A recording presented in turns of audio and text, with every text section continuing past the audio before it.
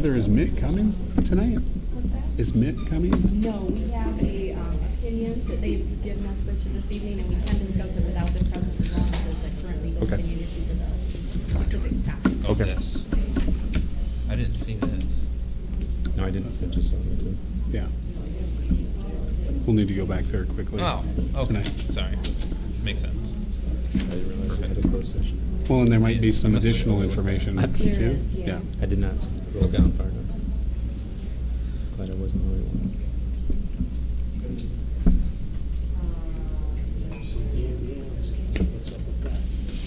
It's not. I know I called him today too. Surprised. He was the other day. He texted me. Yeah, I mean, it wouldn't. It's unlike him to. And plus, we got new lights, so It's bright in here. it's very. Yeah. Yeah. Well, maybe we won't have to go through a history lesson this evening. That's all I'm saying about that. Ba-da-ba. Hey, Oh, see? you Thanks, did. Larry. God dang it. You get to own that one this time, Mr. Money.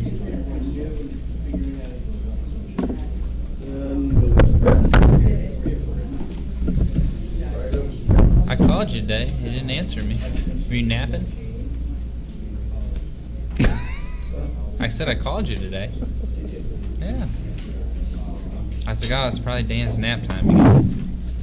He's gonna check. Yeah, I did call. Trust but verify. Trust but verify. See? Oh, to be retired. Mhm.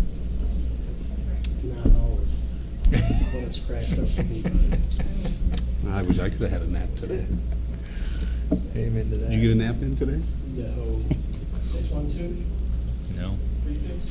No. Same number as always.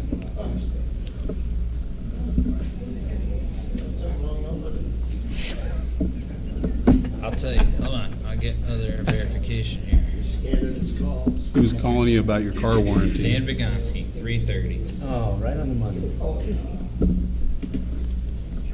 He was making sure your car warranty was up to date. It's ringing. Says Patrick Swim on there. My new eyes tell me I can see that. I didn't let you down. You gotta love small town meetings when you're having a discussion with the public about who called who. I was listening to the voice You of were the doing what the community. constituents wanted. Yeah. Absolutely. Can't get on your nap schedule, man. Hey, if you could you sit that out on an agenda so that we know?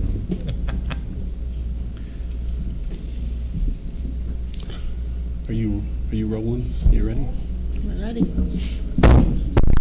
Good evening. I'd like to call to order the regular meeting of the Buchanan City Commission, Monday, September 13th, 2021. It is 7 o'clock. Let's start. Pledge allegiance.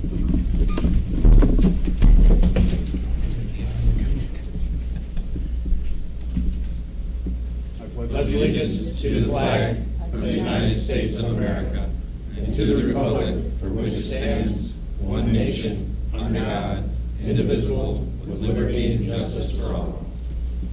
Thank you. Thank you. Roll call, please. Dennison, Here. Downey, Money, Present. Swem, Here. Whedon. Here. You have quorum. Thank you. Can I have a motion to approve the agenda? I'll make said motion. Support. Thank you. Roll call, please.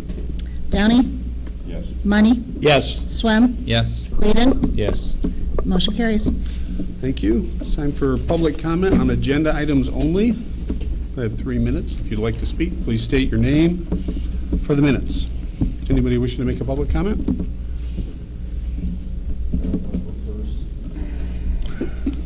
You might be the only one there. ma'am. I just was. Nobody wants to come here and actually talk. Hi, I'm Dan Bianski, 103 North Detroit, Buchanan, Michigan. These agendas are very long. I'll go down closed session, guys. You know your lawyers way too well. It is public property. It should be public debate. It is being paid for by the taxpayers. So I disagree with the work session, closed session. the asphalt of the Vavrish basketball court and the parking lot. 2 bids. One of them, I made the phone calls, so Art is on there because Dan Bianski made phone calls. Excuse me for not being able to breathe too well. If you give me till May, I guarantee you I can get 6 bids. They may not be any better than what you got, but maybe you'll start getting some different contractors into town. $9,000 for the chamber, Niles. The only time, I don't even know if he's in the audience, but the only time we see him is when he's down here like this, pretty much like everybody else. They don't come down here with anything done. They come down here like this. And I'd really like to see you seriously debate what we're getting for $9,000. And as long as you're discussing it, I'd really like to know how much we're paying the city of Buchanan Chamber and what we're actually getting for that. The other thing, the $10,000 for storefronts, whatever, COVID.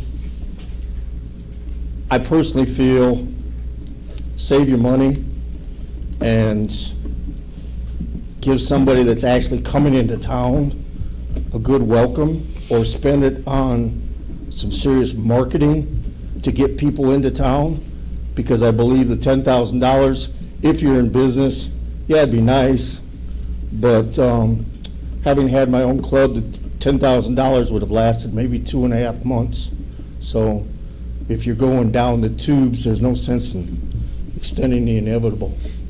That's all I got. Thank you. Is there anybody else wishing to make a public comment?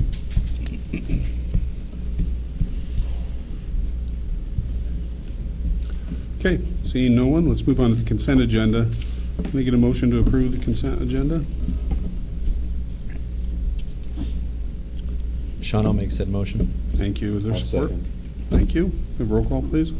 Swem, Yes. Whedon, Yes. Dennison, Yes. Downey, Yes. Money, Yes. motion carries. Thank you. Okay, the 2023 Front Street project under scheduled matters from the floor. Mr. Jason Waschler from Prine Newhoff to present the scope of this project. Floor is yours. All right, I have a PowerPoint I'll share. It was actually first given, I'm not sure. Can you make sure you speak into the microphone? Can I carry it? You can. You can just pull it. It's got a long cord. Hi, my name is Jason Washington from Prine Newhoff, civil engineers, and we were hired by the city originally back about 6 years ago. That might be off by just a little bit. About 6 years ago to do an asset management plan for your stormwater and your wastewater system. And that was a 3-year process. I know we have a lot of new faces. I recognize a couple on city commission. I know staff has turned over quite a bit since then. So my plan tonight is to take a step back, though, and look at the results of that. And the goal there was, I think it was a 100% grant for the city, but the goal there was to help communities understand the true cost of owning infrastructure systems and hopefully prepare them better to fund and manage, operate and manage those systems. We've heard lots of news stories, not only in Michigan, but around the country about how infrastructure has been underinvested in for decades, generations, and that bill is starting to come due. And we've seen some of those examples locally, I understand, with the collapsed sewer on 3rd Street. So that's just one example which makes it really easy for me to talk about because it's right outside the door. So I'm going to bounce back and forth here, and I'll try to be quick about this, but I also want to give everybody an idea where this started from. It wasn't just Front Street, but that is one of the projects that was identified in the asset management plan work that we did.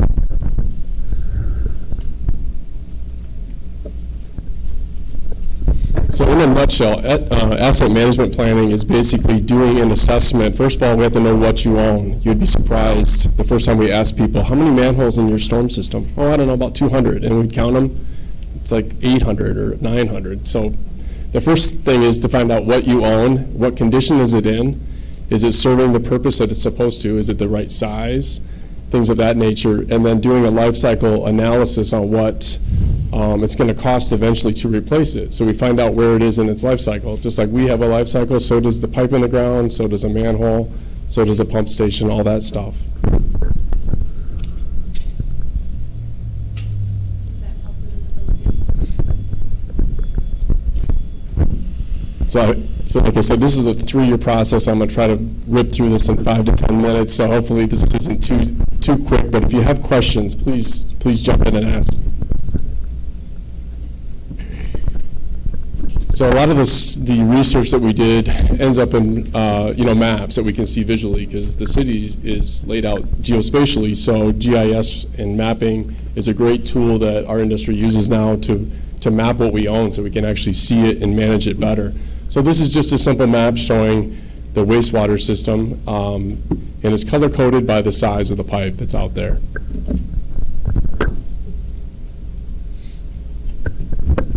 This is a real interesting map or graph because it shows you how old your system is. It's got all the sewer pipe in your system and when it was installed and what type of pipe it is.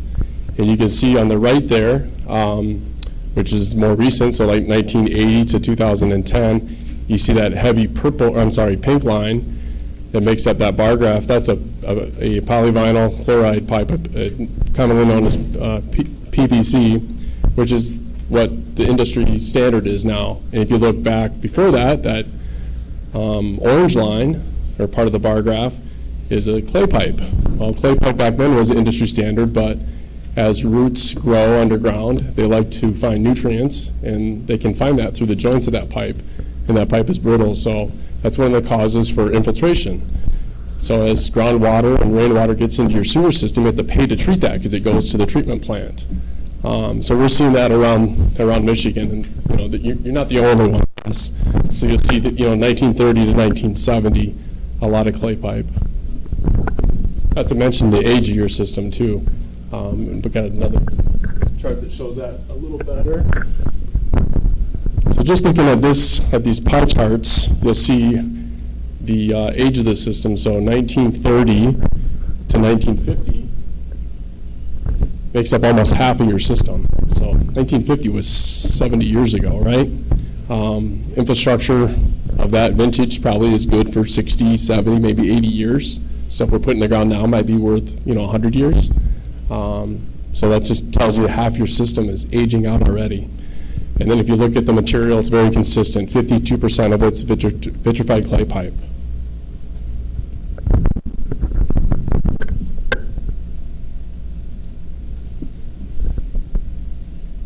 So the next step in asset management is determining what condition it's in. And just because it's from 1950 doesn't mean that it's in bad condition, right? So let's take a look at it. So we put a camera in every single pipe in Buchanan to see what condition it was in.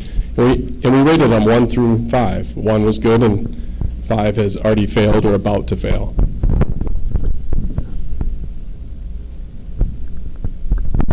Here's the report card. So what we want to focus on is the red and the orange. So the gravity sewer pipe, that's a collection pipe that takes the sewer away from your homes. 29% of the pipe when we did the analysis was had the highest risk of failure or the second highest. So it's not all in horrible condition, but 29% is a very high percentage and something that we want to obviously work into a capital improvement plan, which is the eventual outcome of this study.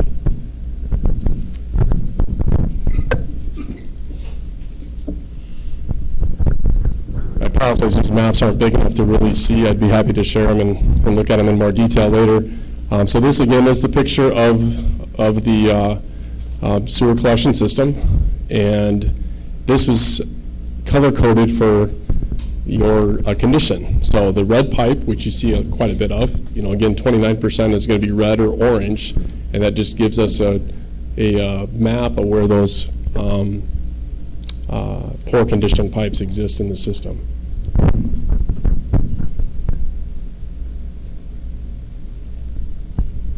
I'm just going to flip through these next 2 or 3 slides, just show some of the things that we found. It's common that private utility companies will come into town and drill pipe in the ground or conduit in the ground for either phone, cable, things of that nature.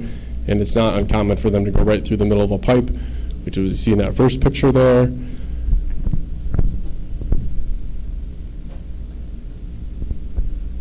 some other failures that we noticed in the system, a crushed PVC pipe, holes in the side of some of the pipe.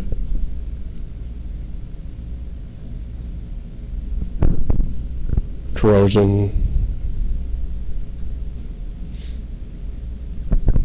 Another thing that we like to do is smoke tests. So if you guys were around when we did that, you may have seen our crews around town. What they do is basically blow a smoke into the sanitary sewer system. It's not harmful to humans.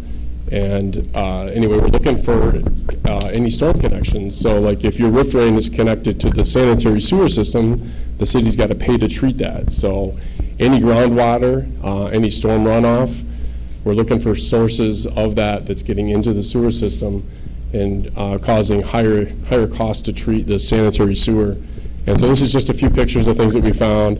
A catch basin in a parking lot, a catch basin, I don't know if that's downtown or where that's at, along the curb line there, but just several different places that the storm water was being collected and sent to the sewer system.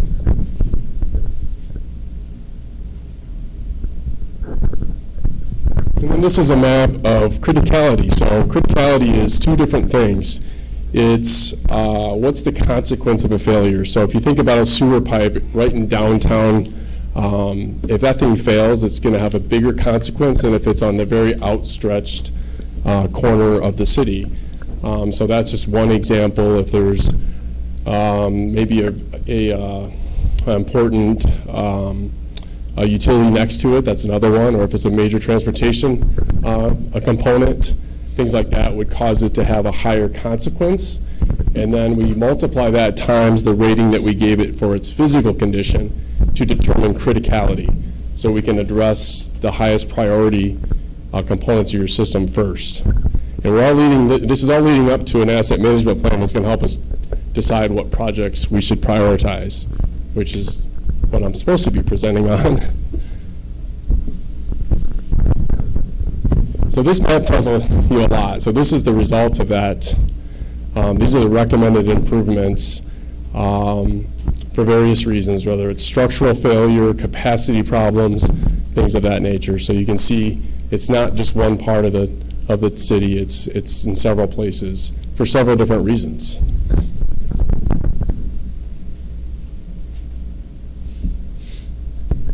So next I'm going to talk about the stormwater. Again, similar to the wastewater, a lot of these maps are going to be very similar. This is just the size of the pipe in the ground.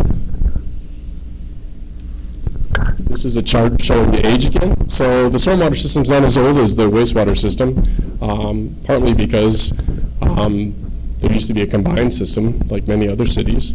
And so you can see this a little bit newer. You can see the different types of pipe. The purple is reinforced concrete pipe, which is industry standard now, a preferred material. So you see quite a bit of that. 56% of your system is reinforced concrete pipe.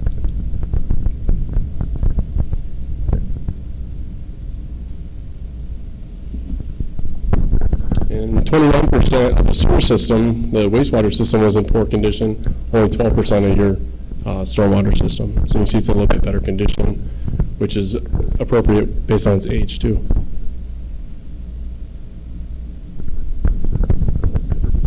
Here's a map showing the condition of the system. So you see a lot less red and orange, but that's what we're looking for. Those are the things that pop out that we're concerned about condition. So there is some right downtown on Front Street, but not as many places show red as the previous map.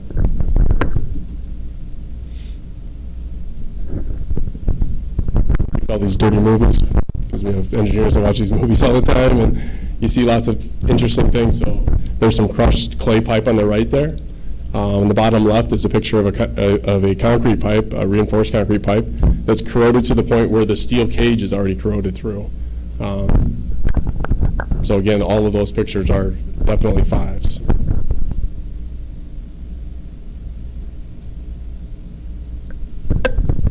Again, this is just a criticality map that combines all those factors, helping us prioritize what needs to be done first.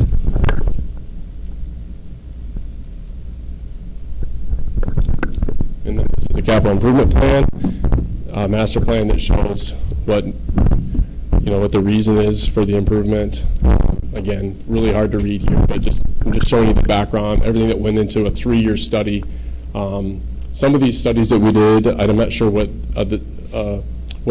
your study cost, but it was about a $2 million effort, if I had to guess. So that's how much money was spent to get in all of these pipes, to do a firsthand look at it and come up with a plan and actual true cost of things to expect over the next, not just the next 5 years, but the next 50 years. Certainly the farther out you look, the harder it is to guess what that cost is going to be. But you can start to get an order of magnitude, so you can start to plan financially for it, which is all part of that process.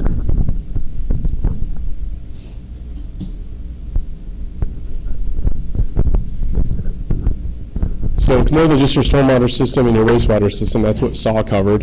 There's also been an analysis of your water system through other programs like the reliability study, which is a 5-year rotating study that we do on your water system, required by the state. So this is a map showing the year that your water system was installed. So if you look at all the red and maroonish colored lines, which they kind of blend together there, that's 1915 to 1950. I don't have a pie chart to show you that, but just standing back here, it looks like about 70%. So your system is quite old. So that's 70 years old.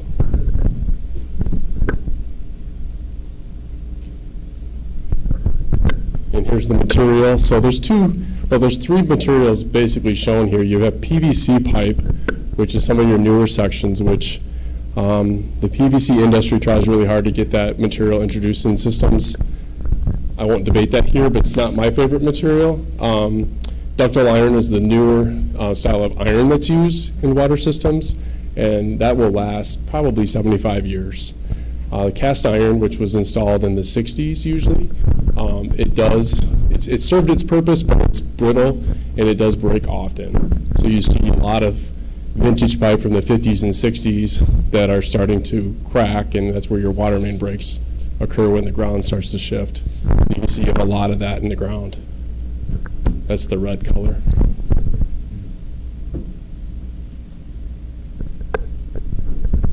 And the general plan is the plan in the water reliability study that tries to summarize what needs to be done moving forward. And so there's 2 different types of projects that are identified. There's short-term, which is the red lines on here, and then the long-term, which is 5 years to 20 years, is in blue. So it's kind of hard to see all this, I understand. But again, I just wanted to give you guys all a background of everything that went into this. One of the things that our firm has tried to do is, during the SAW program, it was, again, just to fund wastewater systems and stormwater systems, asset management. The problem is that's only 2 of your 4 sources of infrastructure. You've got your roads and your water system, which I just looked at. So all of those go through an asset management process, needs assessment, financial planning. The thing is, you have to make sure they're all working together, because obviously it doesn't make sense to repave a road and then come back 2 years later because it's in your plan to put the sewer in. Very common sense stuff, but you'd be surprised how often it doesn't happen that way.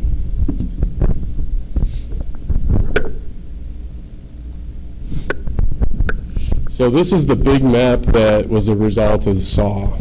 It was us looking at everything. So when we did your SAW program, we also rated all of your roads on a scale of 1 to 10, using the PACER scale, which is a common scale used in the state of Michigan.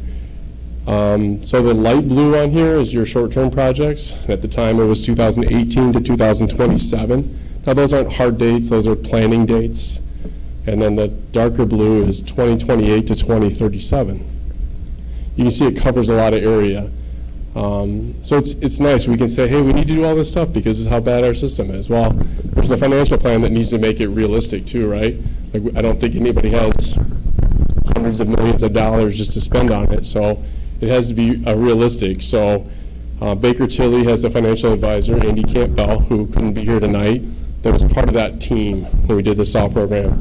And he helped forecast out what revenues were needed to pay for these projects in the operation and maintenance of the systems on an ongoing basis. So this isn't just engineering, it's financial planning as well. So we stripped that down to get to where do we start? Like, we need to do something, but where do we start? Mike Schwartz, an engineer in our office, was the engineer that was leading the SAW program, so he knows this inside and out. I do not, but I know enough because I helped put together the funding application for the first phase of projects. There's several colors on here. I'm going to address the blue ones first. We decided that this was just too big, so I forget what the number was. I would just say it was 25 million-ish. It was a lot of money to do everything in color there, and that was just kind of the tip of the iceberg. So we decided that's just too much. Like, we just can't bite that big of a chunk off. It doesn't fit in my mouth. So we took those blue lines that kind of extend away from the downtown and said, that's going to be another phase. Let's just focus on the tip of the iceberg first. And if you're going to do a project downtown, it hurts businesses and whatnot, but sometimes it's better just to get it done and just stay focused on that area. So that's what we did. We focused on the trunk system out to the wastewater treatment plant that's in poor condition and undersized, and a bunch of the infrastructure downtown. So clearly we can't do that all in one construction season, so we went even a step farther just in the planning stage and said, let's look at this in 2 construction seasons. So the first construction season shown on here is the red. And then what I would call the second construction season would be shown in yellow, and then the orange could be done in either one of those. And that's just phasing out how the gravity sewer works and looking at traffic control and things like that. So now that's not final, that's our first assessment as we put together a funding application, but one of the most advantageous funding programs for a community like Buchanan is rural development, which is a USDA program, and it's favorable for many reasons, but you're not going to get better funding unless a grant program becomes available that we don't know of today.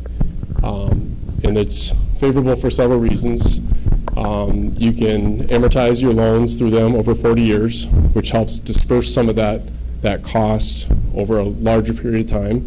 Their interest rates are lower than any other programs that are offered. There's lots of benefits. They're very flexible with a lot of the eligible cost. So we're doing a project right now in the village of Vicksburg that's very similar to this. A little bit smaller in scale, but it's about $10 million. And we're going right through downtown. So if you go there now, please go there and help their businesses because they have no road in front of their business. But it's going very well, and it's a great, like I said, it's a great program. A lot of favorable things on the funding side. So that's a lot about the background and the big infrastructure project. I know there's future information that's going to be available. So we started the application a couple years ago. Before COVID, and then COVID happened, and plus with all of the news about underinvestment, there's a lot of people in line for this money. But I believe that we're within a couple weeks of finding out from rural development that we are going to qualify. It's most likely going to be loan only, but at a very low interest rate. So we're working on the final details of that. I tell you all that because Front Street is more than just a road project. It's water, it's sewer, it's stormwater, and it ties into the big picture of all of this. So here are the estimates for those projects that I just showed you in that last map. These are just construction dollars, so if you want to look at total project dollars, it's actually about 25% higher than that because you have engineering and legal and administrative and contingency funding. So I'm not going to dig into any one of those except for Front Street is project number 130 on there. You can see that was estimated at 1.7 million for 2023 construction dollars, and you can see the breakdown of where those funds would have to come from to pay for that work.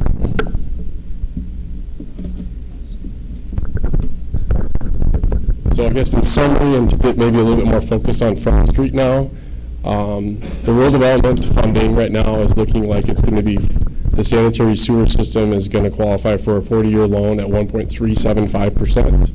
The water project, as of today, is a 40-year loan at 1.75%. We're working with their staff and Eagle staff to hopefully get that at a lower rate yet.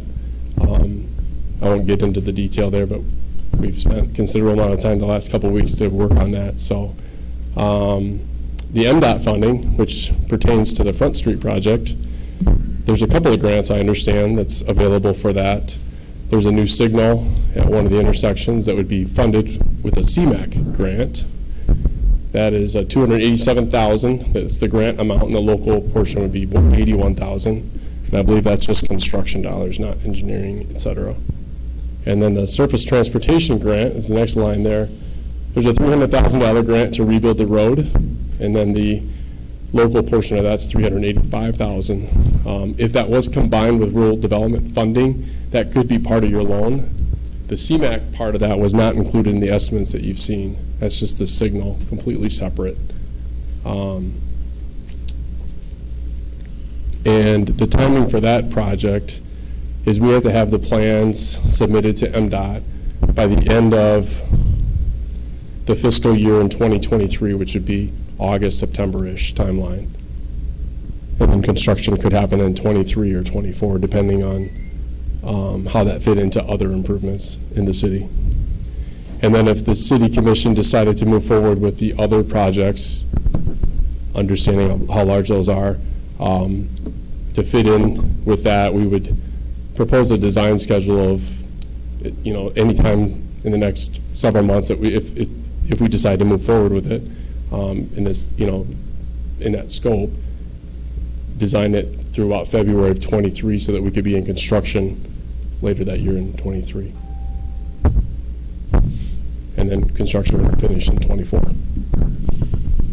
So the scope of the Front Street project, there, like I said, there's water system improvements, there's sewer system improvements, there's stormwater, and then a streetscape if you went that far. So streetscapes are generally good for about 25 years. I understand yours is beyond that age, but it's also, you had to find a way to fund it. And often, in Vicksburg's case, a lot of that's being funded through their water and their sewer because it's part of their restoration for the pipe that's going in the ground underneath it. So I'd be happy to take any questions. That's the end of my formal part of the presentation.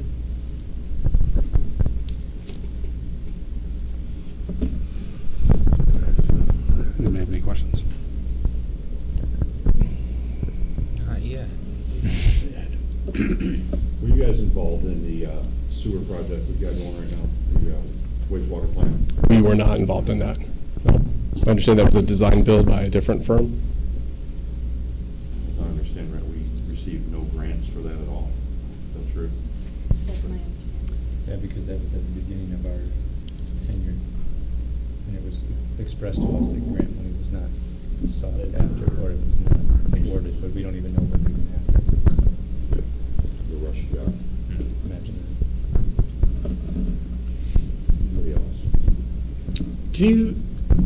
Can you speak to the project in Vicksburg and how did that community, it seems like, and I forgot the other gentleman's name that was here, but he was talking about how they got the community together to talk about the streetscape and how to plan what they wanted to see when it was over, and can you speak to that? Absolutely. So I was part of that. The city manager, the village manager in that case, pulled together this next generation of family ownership of those businesses downtown. So the hardware store owner's daughter that works at the hardware store, and some of the next generation, because that's really what it's for, right? Brought together a group of, say, a dozen, something like that. You need to have somebody that's strong that can lead it, because you're never going to make everybody happy, of course. But you also want to get that next generation. You want to hear their ideas. You don't want it just to happen in a vacuum. And that stuff takes time. So, like, if this was going to happen, we would want to pull together a group like that, a focus group. We could even have a community event where people could come in and express their ideas, knowing that we can't do everything, right? So you can do some of it, but you can't do all of it. In Vicksburg's case, we actually decided to make a two-way street a one-way street. And we also decided to make really wide sidewalks because we want this to be pedestrian friendly. Now that may not work here, but there it did.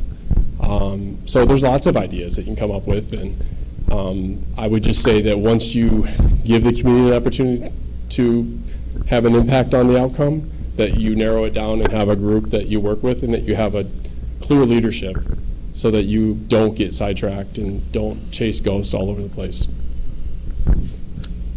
Thanks. Dale? May I say something? Go ahead. Good evening. Hi.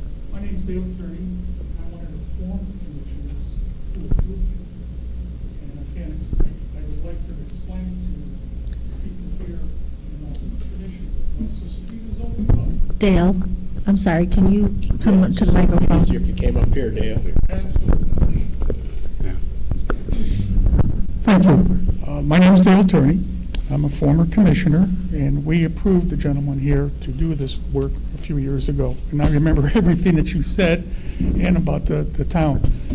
I would like to express my concern that once you have the street open, do all the repairs and the necessary equipment repairs at that time.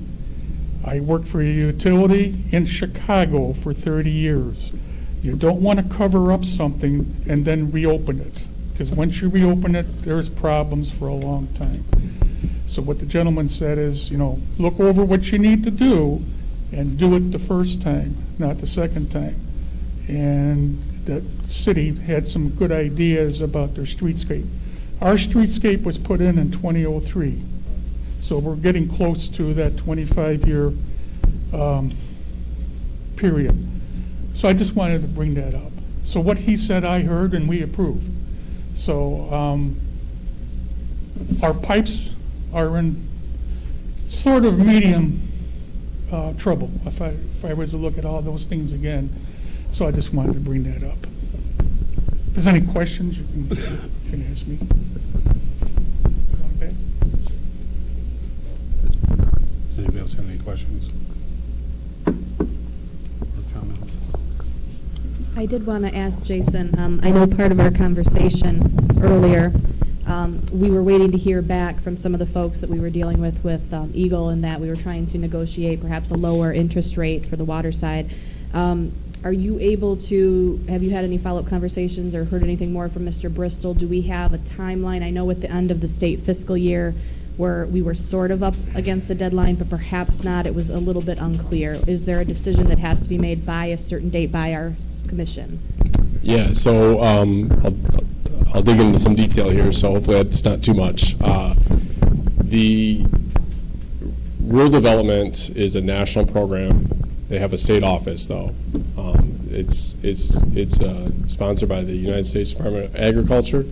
They have a rural utility system funding program, and it's on the federal. So their fiscal year ends, I believe it's the end of September. And it used to be that we could get grants and loans from them really with no competition. And I think that the amount of infrastructure spending that is needed has caused a lot more competition now. The interest rates are at levels that we've never seen before. Under 2% is unheard of. And if we went through a different state program with federal money in it, it would be over 2% likely. So it used to be that you're able to get grants up to a certain percentage, and now we've been told that a grant through this program is very, very unlikely. We talked with Paul Bristol, the local guy that represents that department in this area, and he said we can wait until next fiscal year, and it won't get any better. It'll probably get worse because interest rates will probably go up, which causes the interest payments to be higher. The state office in Michigan is really good. At the end of the year, what happens is, so they've already spent all their money that was allocated to them this year, and our office, the state office, goes to Washington, D.C., and they repool all the resources that aren't spent by other states. And every year, Michigan spends more money than any other state in the country through this program because our state office goes and fights for that money. So they're fighting for that money right now for you guys, and it sounds like we're within days of hearing whether we're going to get it or not. I'm confident we are, but it's probably going to be at those interest rates. There was a letter that if we could get from Eagle that would lower that interest rate, and so right now the state engineer from Rural Development is working with Eagle to see if we can't get that letter. We got it on the sewer system, that's why that interest rate's lower. The water system, a little bit more rigid, so we're working to try to get that. Because if we could get a lower rate over that, so the dollar amount that I showed you before, if we could get it lowered, it's basically $1 million grant. If you look at the long-term cost over 40 years, you'd save $1 million. That's how much that interest rate makes a difference. So that's why we don't have the answer right now. That's why we're still pushing Yeah. for them.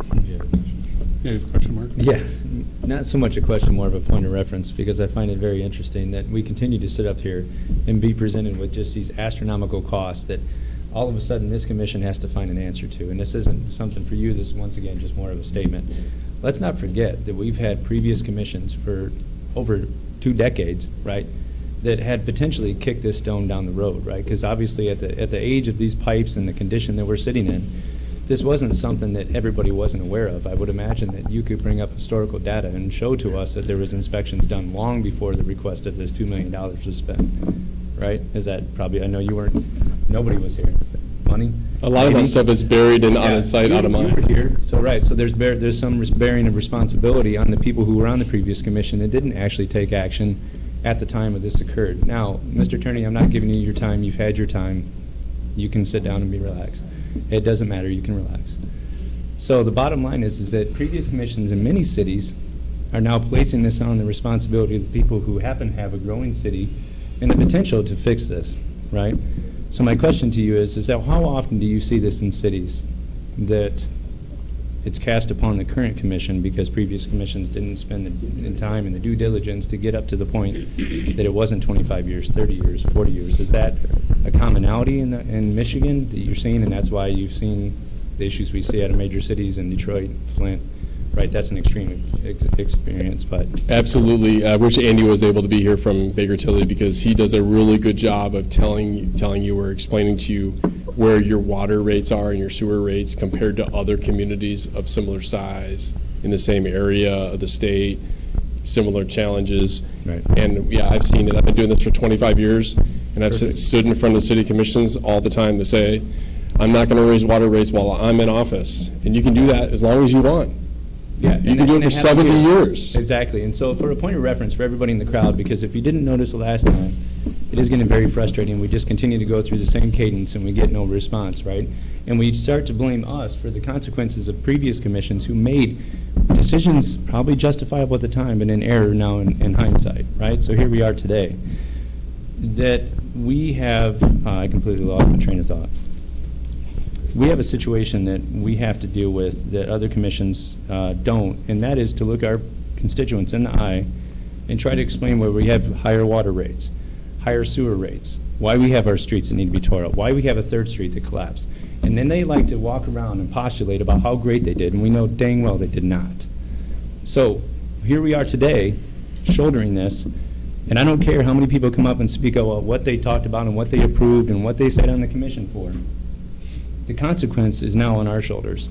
And so I'm sorry, as a community, that your rates are going up. I live here too. I'm required to do that. And I will continue to pay well because we now shoulder responsibility to pay this, to fix it. And now you got a brand new water treatment plant, and now you're going to have a new Front Street that we can engage the rest of the community to fix this. So don't sit there and try to tell me that you did so many great things when we're the ones that have to shoulder this. Sorry. Do you have something? Yeah, a couple months ago, we were talking about a fairly significant grant that we received or possibly we're going to get. I can't remember. This is, we were hoping and anticipating grant would be a portion of this, but in our conversations with the USDA, that became more and more clear that, as was mentioned by Mr. Washler, that just the competition of the number of communities that have applied, the USDA has sort of reformulated their calculations so that they don't really give grants at this juncture, even though that was previously part of the programming. Because there's a limited amount of funds and so many communities applying, they've decided to go more just a standard low-interest loan. If you qualify like we do under the poverty rates, you get the lowest interest rate you can get.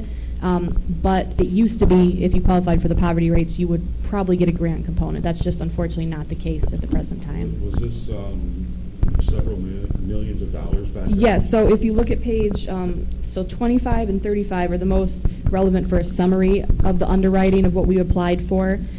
So if you look at page 25, at the total project funding of $9,545,000, and that is for our wastewater systems improvement portion.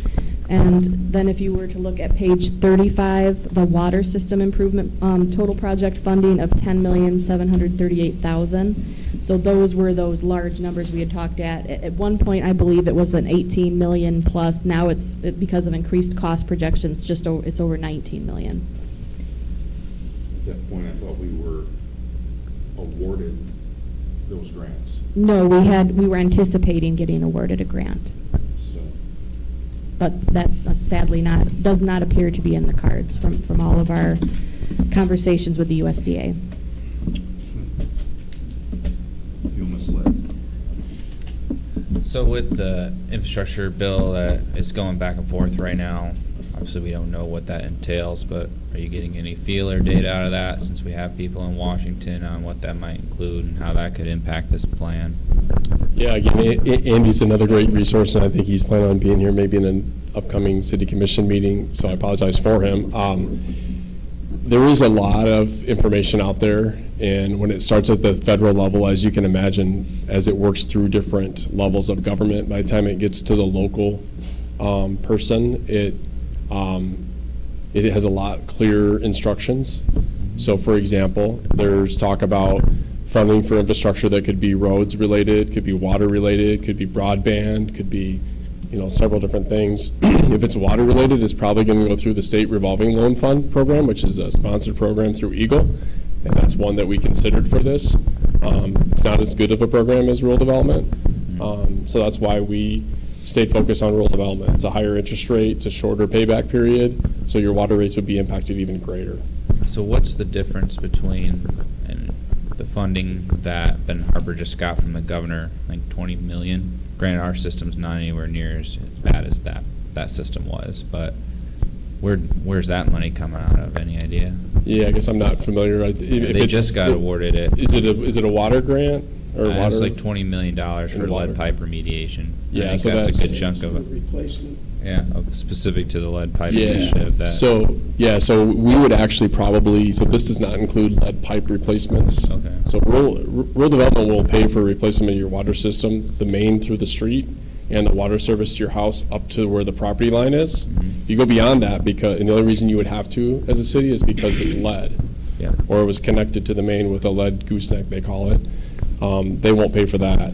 So if we do have a lot of that in the project, we can apply for grants to help offset that. And I would anticipate moving forward, by the time we get to 23, I anticipate having access to money like that for most of the communities in Michigan, would be my guess. I think based on the review of what you guys did, are you able to identify what's already lead in there based on what you did? Scott, I think you had a demonstration of Yeah. that at one point, that you had it showing us on a map of what houses and lines were affected. We have a fairly good idea, and that's part of the ongoing potholing program that we're doing now to capture land grant funding that Mhm. we applied for through the state. The reality is we have a fairly good idea where we do have lead use next, and we've got really good ideas where we don't. There are some gray areas, and the mechanization of the way the state has required us to do our surveys is a little obtuse, but yeah, we do have a pretty good idea of what is lead goosenecks, what has the potential for lead goosenecks, and what does not.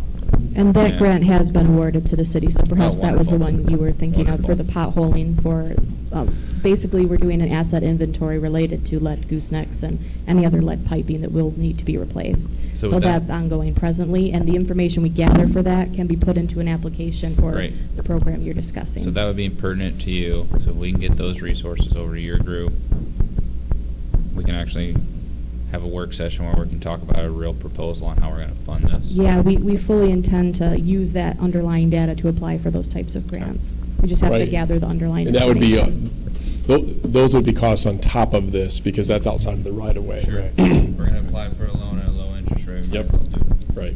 what makes sense. And, I mean, I hate to keep tying this to Vicksburg, but that's precisely what happened in Vicksburg, is that as we, because they hadn't gone through the potholing that these guys have been doing, so you guys are ahead on that, so, Good. great job. But as we found those lead connections, we had to replace the service all the way to the home, so. When are the lead pipes supposed to be done by 27? 2025. Fits our time. I know. Let me start over. So, starting this year with the completion of our partial system inventory, supposed to start the clock on our 20-year replacement cycle. We have until 2025 to finish the complete distribution system materials inventory. But we finished the partial one, I submitted to Eagle last year, and then this year started the clock on what's supposed to be 5% replacement per year for 20 years to get all of that out of the system. There was supposed to be a program where Eagle could approve a capital improvement plan that would make it so that you weren't tied to that 5% per year number. Eagle just doesn't know what that looks like yet. Our plan is to, what we've been hoping for the last 3 years now, is with the start of these major programs, once we get through the pipe to the sewer plant, we start getting into these neighborhoods, we start getting into the corridor projects on the other side of those are where we're gonna start picking off our lead service lines. When we start doing the projects on the north side, south of Front Street, those neighborhoods where the pipe's been in the ground since 1926, those are the areas where we're gonna make hay with our lead service lines. Areas like our Redbud corridor here, we feel confident that those pipes have been replaced in the meantime, in the 60s and 70s. We're not finding lead service lines in those areas. The very dense portion of it is basically from Main Street west to Chippewa, from 4th south to Smith Street. That's the oldest part of our distribution system at this time. And, you know, I think it's worth saying that if you have to replace 5% of it a year, it's best to do that as part of the infrastructure projects, because you're doing it and doing everything at one time. And when you walk away from that part of your system, it's totally finished. And then take advantage of that, and then extend it as far as, you know, finances allow you to. Let's give them that data. Any other questions? All right, thank you very much. Thank you very Appreciate your much. time.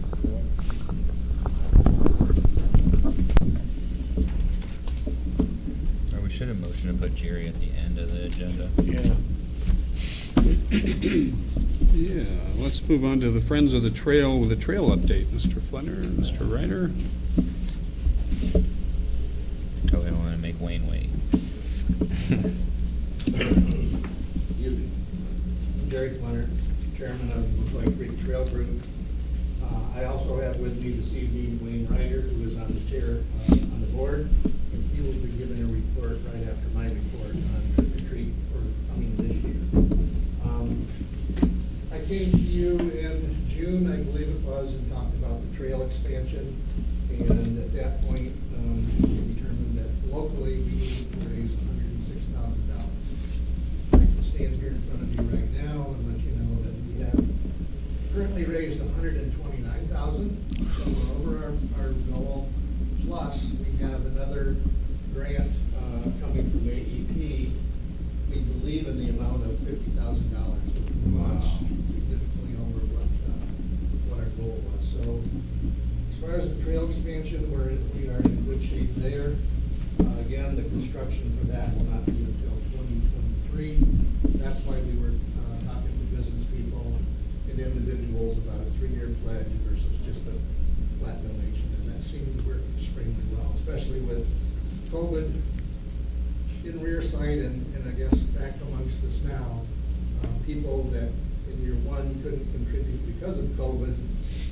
extended their plan to year 2 and year 3, and it seemed to work extremely well for us. So, I guess with that in mind, if you have a few seconds, I also want to give you a trail update on what the trail committee has done the last year.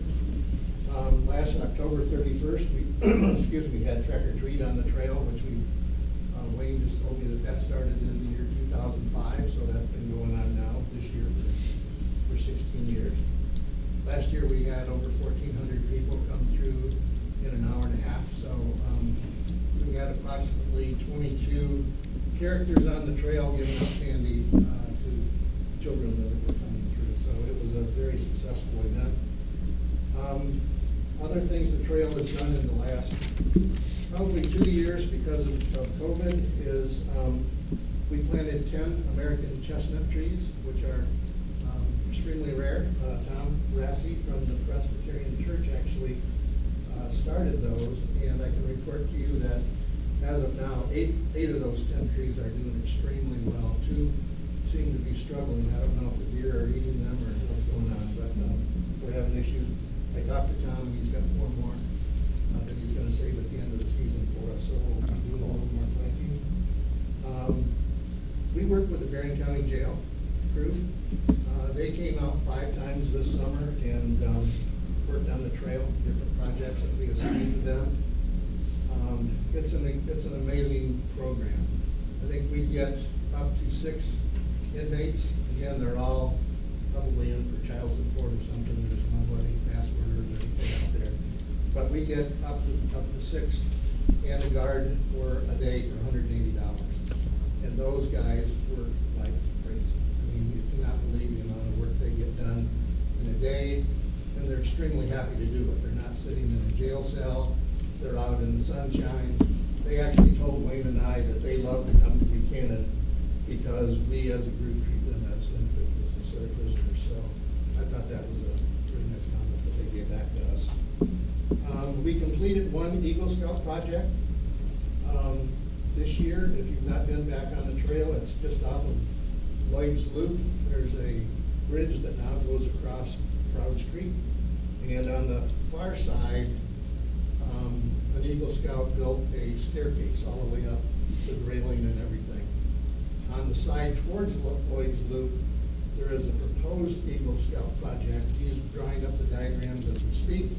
We'll get them approved by the safety department, and that should be completed next year. And that will be a staircase from Lloyd's Loop way up on top down to the bridge. Then you'll be able to go across, go out to Sherman Park.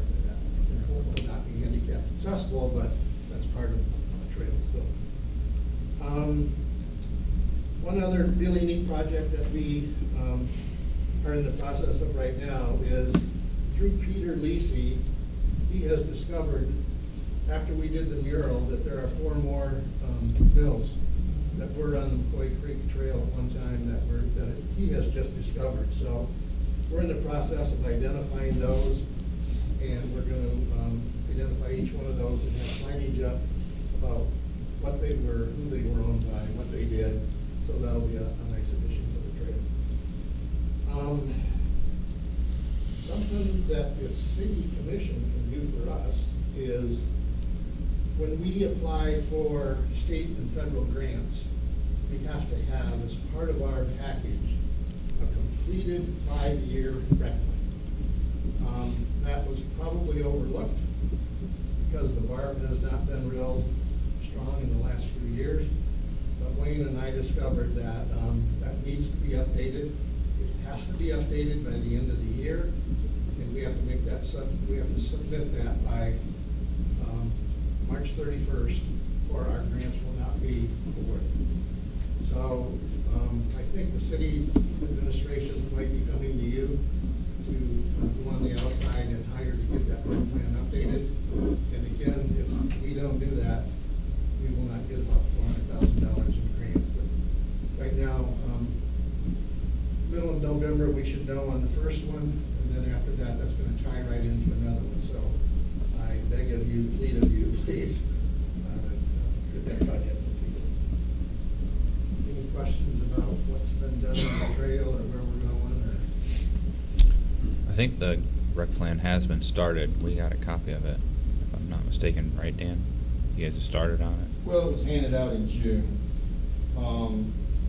I asked at the last meeting to get it done in 6 months rather than spread it out over 2 years. This is really lit a fire under it. Yeah, I bet. And I'm glad, Jerry, I'm glad. You got my number, or you can get my number. I really want to light a fire under this because We will. it was copied the last time. I've gone through it twice. I wrote all my notes in it. We could have an emergency meeting. We probably should have an emergency meeting at FAR to push this through because basically it's just a matter of dotting the i's and crossing the t's and printing it out and getting it approved. You know, everybody wants to make it out like it's a Okay. big deal, but it's Thanks, Dan. not as big a deal. It's just paperwork is all it is. We'll get it done. Wayne Ryder was on the board for 30-some years, and him and I went over the rec plan and made recommendations to Heather and Rich, and I believe they're on top of it, but they're just gonna need some financial support to get that done by year end, but if you Okay. don't get it done, we're in Big- trouble with the trail expansion. So at this point, I think, well, next thing on the commission is Wayne, so. Thank you, Jerry. Thanks, Jerry. Thank you for everything you're doing. While Wayne comes up, I might real quickly share, Marcy from Southwest Michigan Planning just sent over today a proposal that would be for a joint rec plan with Buchanan Township. I forwarded that on to the Buchanan Township Supervisor, Mindy Cole, to get her input, see if they're willing to share costs on that. So I hope to present that to the commission at our next meeting. Thank you. Great. Thanks. Thank you. Go ahead. Thank you. As Jerry said, I'm going to talk a little bit about the trick or treat, which a lot of people know about. One of the fun things that we really do on the trail, certainly. But I have to say that the 1,400 last year was great, considering we had to deal with COVID. Several years, I mean, over the years, we've had sometimes 2,000 people, well, not just kids, but adults and kids, you know. So we've designated a portion of the trail, as you said, and then what we're really kind of pleased with last year, we got sort of, I wouldn't say forced into it, but to rethink a little bit. We have all the parking now in the Clark parking lot, so there's no more street side up and all those kind of things. And we realized last year, I guess it was, that there was a gate that goes from the east end of Clark's property and opens onto the trail. So people now park there. They can walk a little ways, they get on the trail without ever leaving the Clark area there. Come around the trail, I guess I'd say the first part of the trail, and come out just behind Clark's. And then if they come around there on the skyline circle, the tiny where you kind of turn here. And there's a gate back into the parking lot, so that we see is really an excellent thing, much safer and so forth. People need to realize that this is not there's a lot of moving parts. We have a lot of volunteers. We certainly, all the candy that we give out is basically donated by the community. Pretty soon you'll start seeing those red tubs out, donate candy. And the Scarecrow ladies work with us, the Scouts work with us, the robotics program work with us. And of course the city does, and I have to shout out to the chiefs, everybody's here, but he always provides us with usually 4 or 5 of his reserves.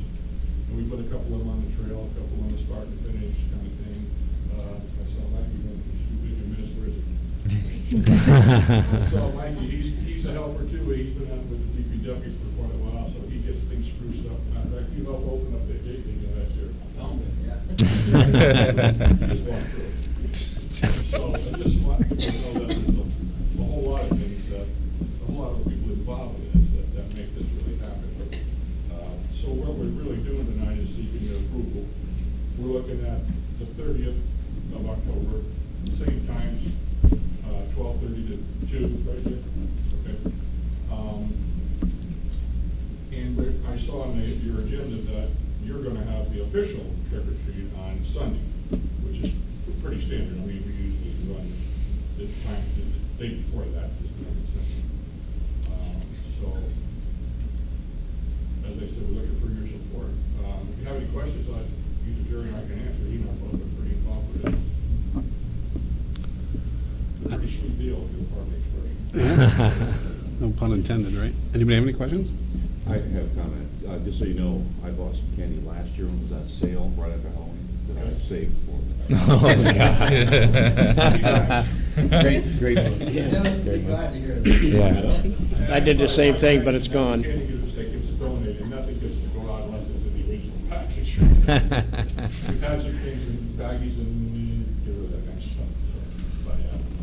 So, any other questions or anything? Actually, we probably need to give a little shout out again to Clark Lab. For letting you park there and using your property lot. They've been exceptionally helpful. When Mike discovered that new gate, that then allowed us to make people go in a circle. So instead of one-way having to loop traffic. back Yeah. with COVID, what it is. That was a great thing. And we have a new manager down there. I went and talked to him about 2 weeks ago, and they're all over it, so. That's great. And then they were able to come off the trail and right back into the parking lot, so there was nobody much farther than Bosch right here, so. Okay, it worked out That's nice. great. That's That's great. great. And I don't know if you're aware of it or not, I don't know if the American Legion talked to you, the auxiliary usually always had a parade, and we opted out of that this year for the simple reason is, with the trick or treat on the trail, we felt that it was deterred a lot from that, and it was a lot to ask for people to stay in town for all that time, so I think they backed off doing that and the parade and everything this year, so I don't even think they've made arrangements to do that, have they? No, that's what they shared, was that they were holding off. Okay. They just recently told us that, It yep. will not be a parade this year. No. That's what we were just told. I think it was end of day Friday, yeah. We were wondering about that also. This is a package, they did the donuts and things, and then the parade, and then hot dogs. Then hot dogs, and we opted not to do that, and I think we'll probably talk to some of you folks next year about seeing if we can coordinate it a little bit better and not have such a time lag in between there, if they wanted to do it and go from one to the other, so. We can also, the chief needs to be thanked special too, because for several years, we had a horrible bottleneck on Sherman Parkway. Even though they post signs, no parking, most people can't read, so, and that kind of stuff.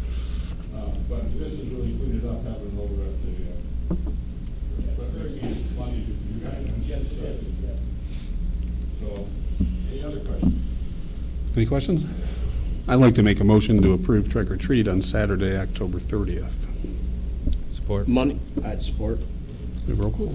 Who supported? No, he got it. Now you. Patrick. He got it. Patrick seconded it. Patrick, okay. All right. Thank you. Thank you. Money, Yes. Swem, Yes. Whedon, Yes. Dennison, Yes, Downey, Yes. motion carries. thank you. Thank both of you for all Thanks, your Dan. Thanks, Jerry. work. Okay, community development report. Mr. Murphy.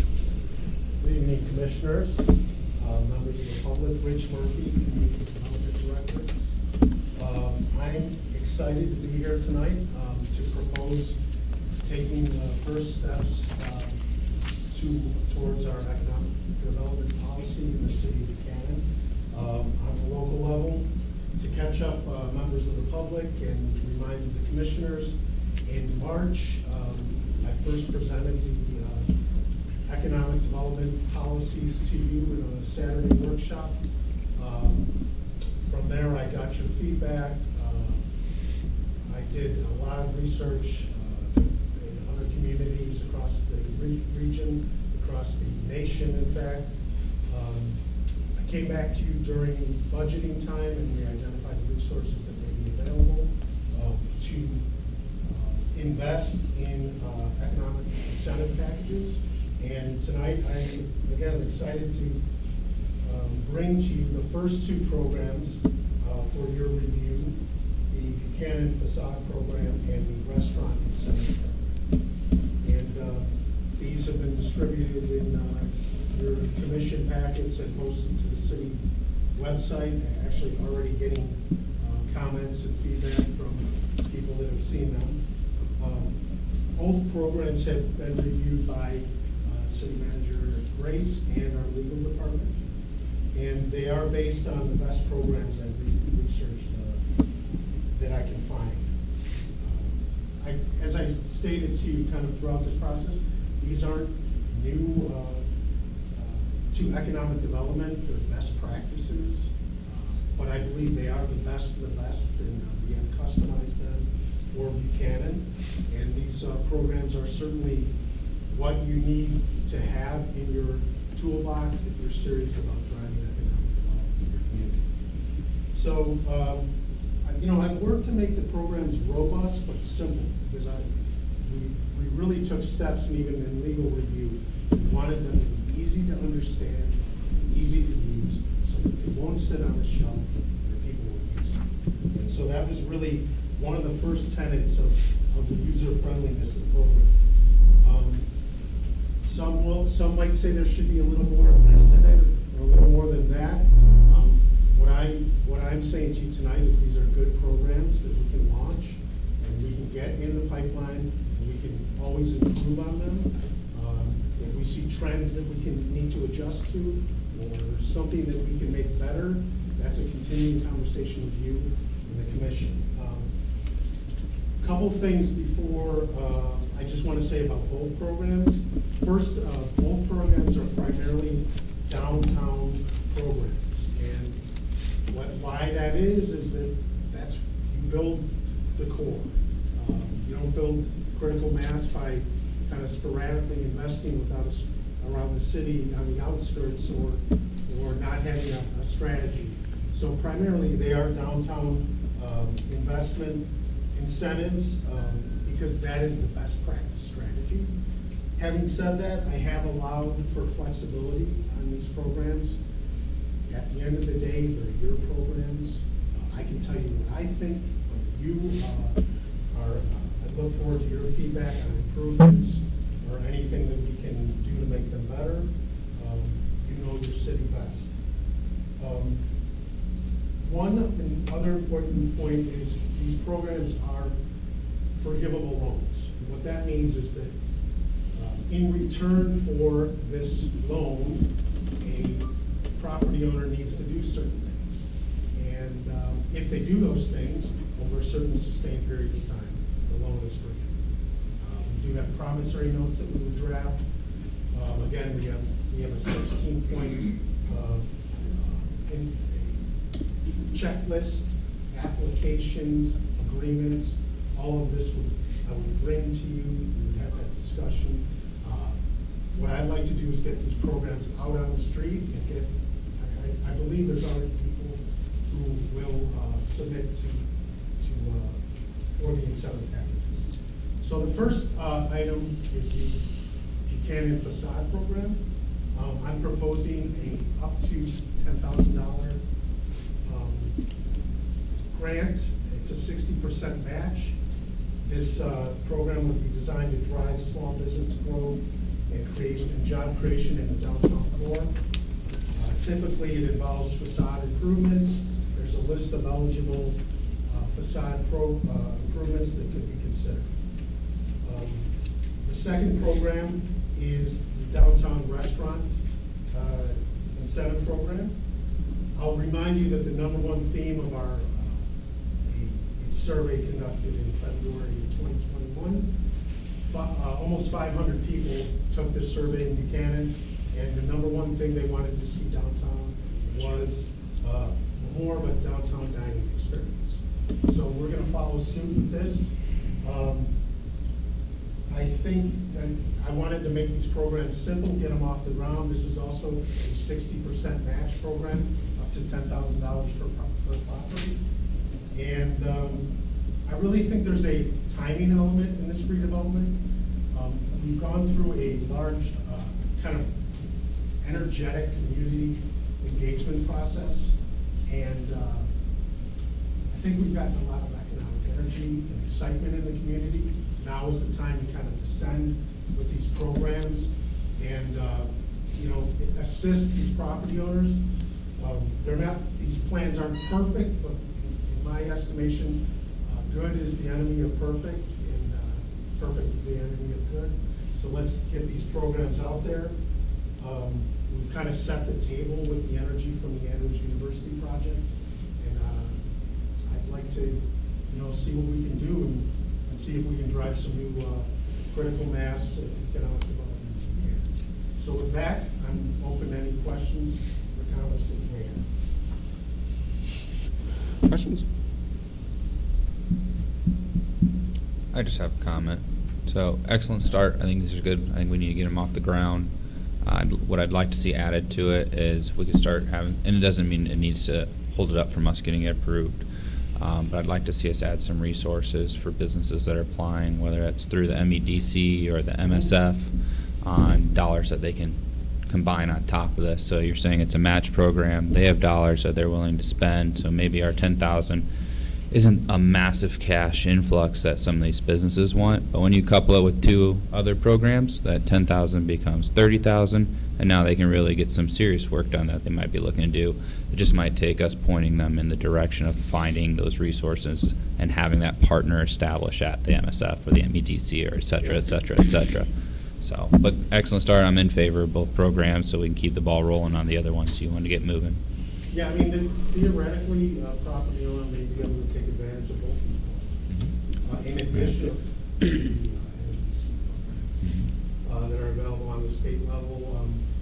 You know, I will remind you that we did have the state here, and we did review 2 properties downtown, and that is something we're actively discussing now. Great. The more we can do financial layering, the more we can close the gap for these properties to get off the ground. And, you know, right now, there's a lot of interest in Buchanan. There's strategic property transfers that are happening right now.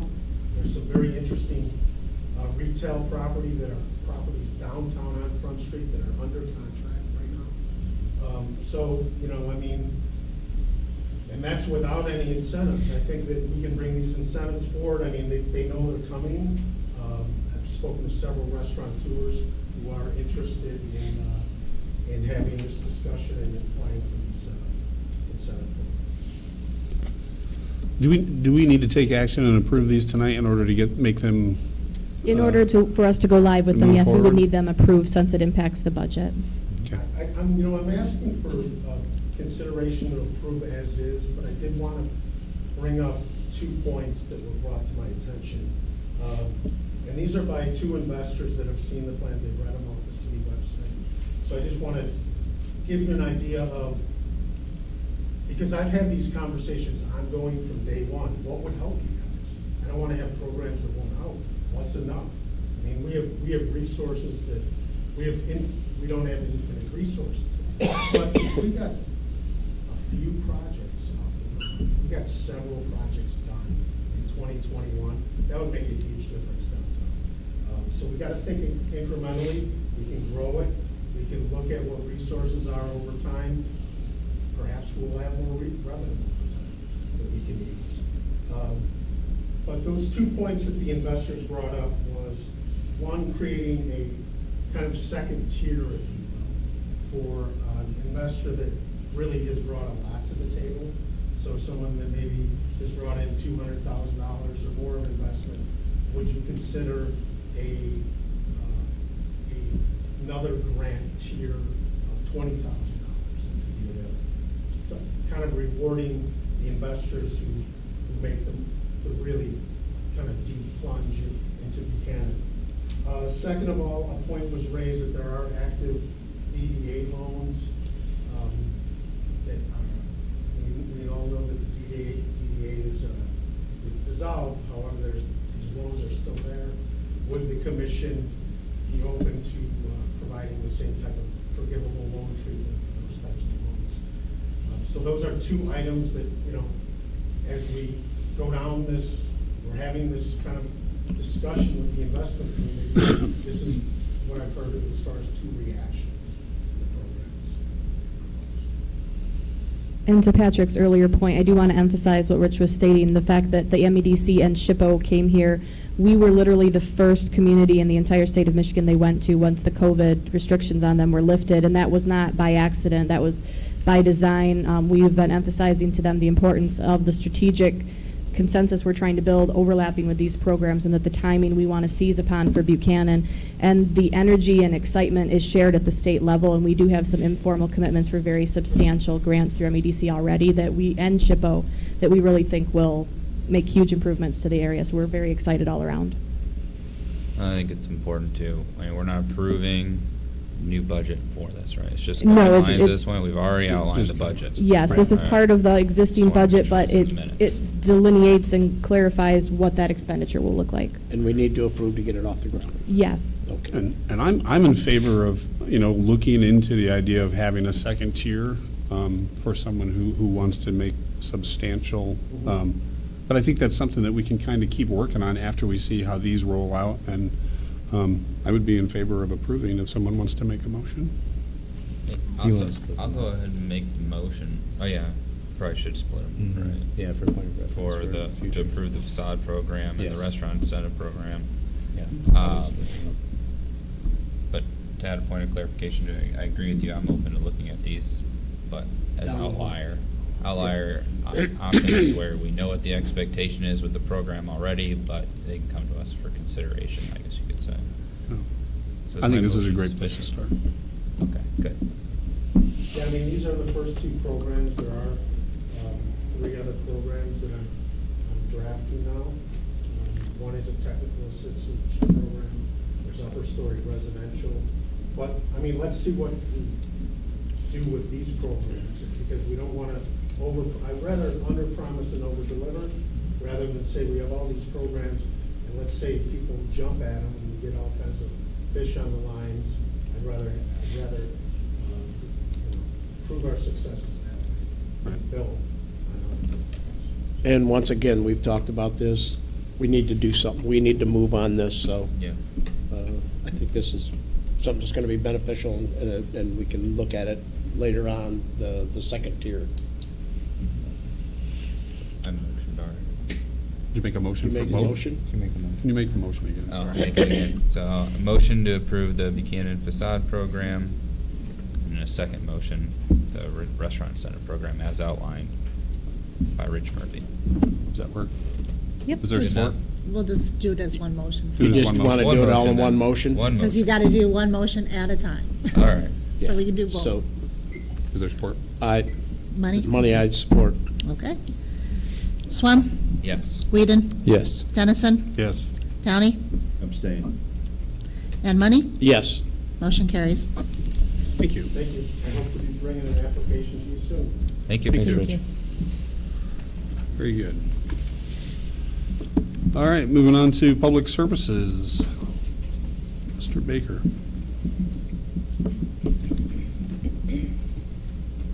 Okay, I've reached out to Arms Asphalt, Affordable Asphalt, Reed Riley. The newest one was Waltz Paving. Reached out to him, he stood me up all weekend, never came and gave me a quote. So, with that, if I had till May, I could probably get you different quotes, but we don't have till May. So Third Street, affordable is $19,350 to do the job. Now, everyone else that I've called said, well, that's right in affordable's back door. I will come give you a quote, but I guarantee you he's gonna beat us. Ravish Park, obviously Arntz came and gave me a quote, Arntz gave me a quote of $25,000 on Third Street, and Reed Riley came in with a quote, late Friday, I believe, with this $22,844 for Third Street. Well, I'm sorry, what was that again? Ruth Riley on Third Street. And how much? $22,844.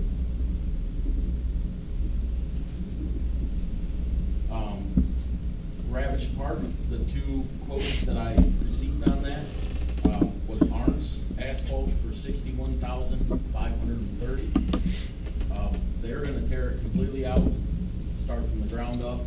They're gonna put the color back on it, the green back on it, do the whole Taj Mahal. They won't fix it the way John will do it over the top. Affordable is the only other one that will quote me on that, and it's 17.8 versus 61,000.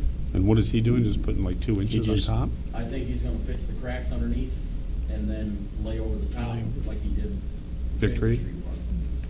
And then paint it, I think paint was on it. It was.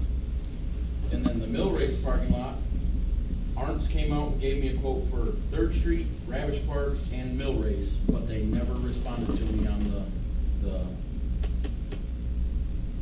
Nelson's transfer. Sorry, Nelson's transfer. They never sent me a quote on Nelson's transfer for some reason. So the only quote that I have on that is $37,500. As I said, I reached out to Waltz Paving. The guy told me he was coming Friday between 6 and 7. Never heard from him. I texted him. He said, I'll get with you tomorrow. Never heard from him on Saturday. I don't know where else to go. I did call Reith and Riley on all three of them. The only quote that the guy gave me was Third Street. And you're talking, I talked to those guys months ago on this stuff.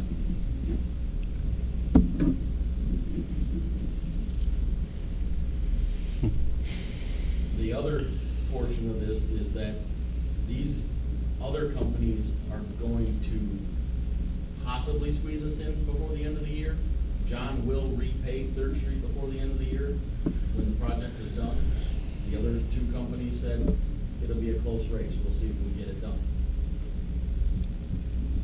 And then for the Mill Race parking lot, Nelson's transfer, I'm not sure if John can do that yet this year, or everyone's in a time crunch. Reith Riley didn't even want to give me a quote on this. Arms didn't want to come and give me quotes on these because they're booked up through the end of the year already.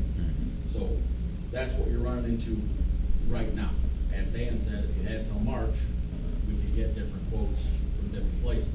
Is there really an urgency to get the Nelson's transfer lot done? I wouldn't say there's before an fall? urgency for that one. It's been used as is for, Yes. since Nelson's transfer moved out of there. We were going to put more overnight parking, permit parking in that parking lot was why we were going to get it done. Yeah. Is this the one behind the fire station? Yeah. Okay, It's sorry. the one. Yep, across Got the it. mill race there. Yeah, that's what I assumed. So, Yeah, we tried to get quotes more priority because of that overnight parking Sure. issue that was recently discussed, but we'll be fine if we can't do it before the, Right. no, yeah. I mean, it's almost October. right. Yeah, all right. So I start the- paving it, messing it up. The asphalt plant shut down before Thanksgiving, so you literally have a month and a half before they're done. Done for the year. Moving on to the DPW building update. Our subcommittee team met. They are still trying to decide which site we're going to go to. We're moving along, I feel, at a rapid pace finally, and I'm glad to see it. So I hope that everything moves well. I did talk to Buchanan Metal for me. He said, will you sell me your building, our current site? Really? So he And this- was interested in it before. His problem was getting access cut off to the public to get back to the park, the ballpark. So he asked if we had any way to get around that, and he would be interested in purchasing our current building in the shape that it's in. And I said, well, we were talking about moving the entrance down to McCoy Creek Park to get back to the ball fields. Just food for thought. He would really like to come and talk to you, present to you what his plans are. His insurance company will only let him buy the property if he can fence it completely in. So, and then the Third Street update, Whiteman's is starting tomorrow with the survey and the Eagle permit to get the water department, or the water size, pipe size updated. And Selge will be starting the 23rd, which I'm assuming is hauling their equipment here, and then they're probably going to start the dig on the week of the 27th. That's what I have. Anybody have any questions? Mike, you're talking about the sale of the DPW. What would that do to our property with the water department? I mean, how far would he, since there would be no access back to the parks, what's that going to do to Scott and his boys down there? I'm assuming you'd have to have it surveyed and see exactly what portions of that he could fence off. Maybe it's just to the corner of the building there or whatever. Yeah, that's, Partial office section. Parcel, yeah, parcel off a section and see what it is. He's very interested in purchasing the property. Conversation was, we're thinking about building our building here, we're gonna possibly close off this road, we wanna give you ample time to get your new driveway into the back of your building. He said, well, what's that gonna do to the floodplain? I said, well, that's all a part of what we're doing. We won't do anything if it's gonna do major damage. He said the last time that he had floodwaters was over 10 years ago, like 15 somewhere-ish years, of one of the times that I talked about the water running through the building. He said he had it running through 3 of his buildings on his property. And the supervisor at the time picked him up in his car and drove him back there because he called him, said that it wasn't happening. And our supervisor drove him back there in his car and was astonished to see all the water that was running there, which I don't know why, because it was coming through our building in one side, out the other. So he said that in the 5-year flood, or the 500-year flood, not an ounce of water it was over the banks, but it was not through his buildings. So that will tell you in your floodplain issues that So just to let everyone know, though, so the reason you had a conversation with him is because they currently drive on DPW property to go around their building and access the back of their building. Correct. And you went and talked to him about that's going to have to end if and when we do something on that. Right, if our building goes back there, we're gonna have to possibly close this road off, which is access to the back gate. So, yes, sir. What's the possibility that they would purchase the property that would encompass the water building and put them with the new DPW building, wherever that may land? Well, I think that would probably change the cost of what you're getting ready to do pretty significantly, because that building is Headworks has all our brains in it and runs our wells. So I don't think that's a true possibility. I think he would like it that way. Right. From what I understand, he wanted to buy the whole thing, like all of it, the salt barn area, everything. But I don't think that's a realistic. I think when the feasibility studies come back for the 2 properties that Bergman's currently looking at, it'll make things clearer. Right, right. So. It's interesting, though.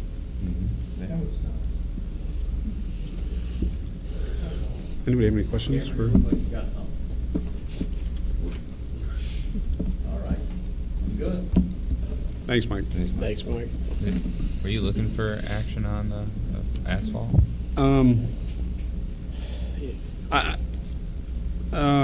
The Barb Committee had requested, especially the Ravish Park, be reviewed by the commission to see if the commission wanted to take action. The amount to cover that is within what was budgeted for Barb expenditures to cover that anticipated enhancement at Ravish.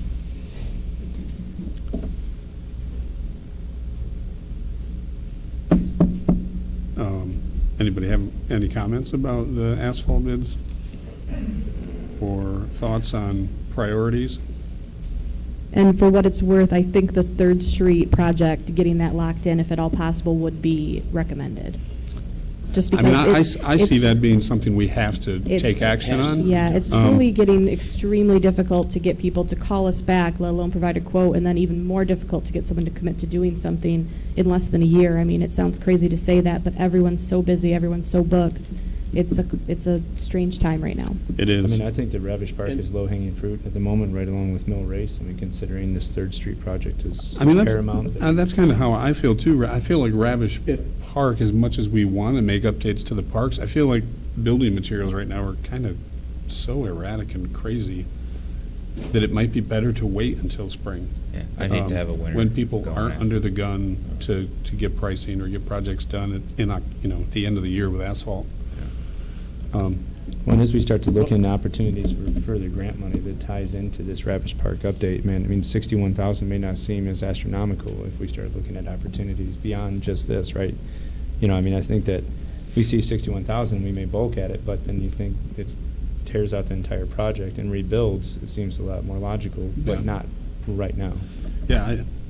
And the way it looks, like Mike said, these asphalt plants and stuff are going to be shutting down anyway. Mhm. So we probably wouldn't be looking at anything probably till next year, I would guess.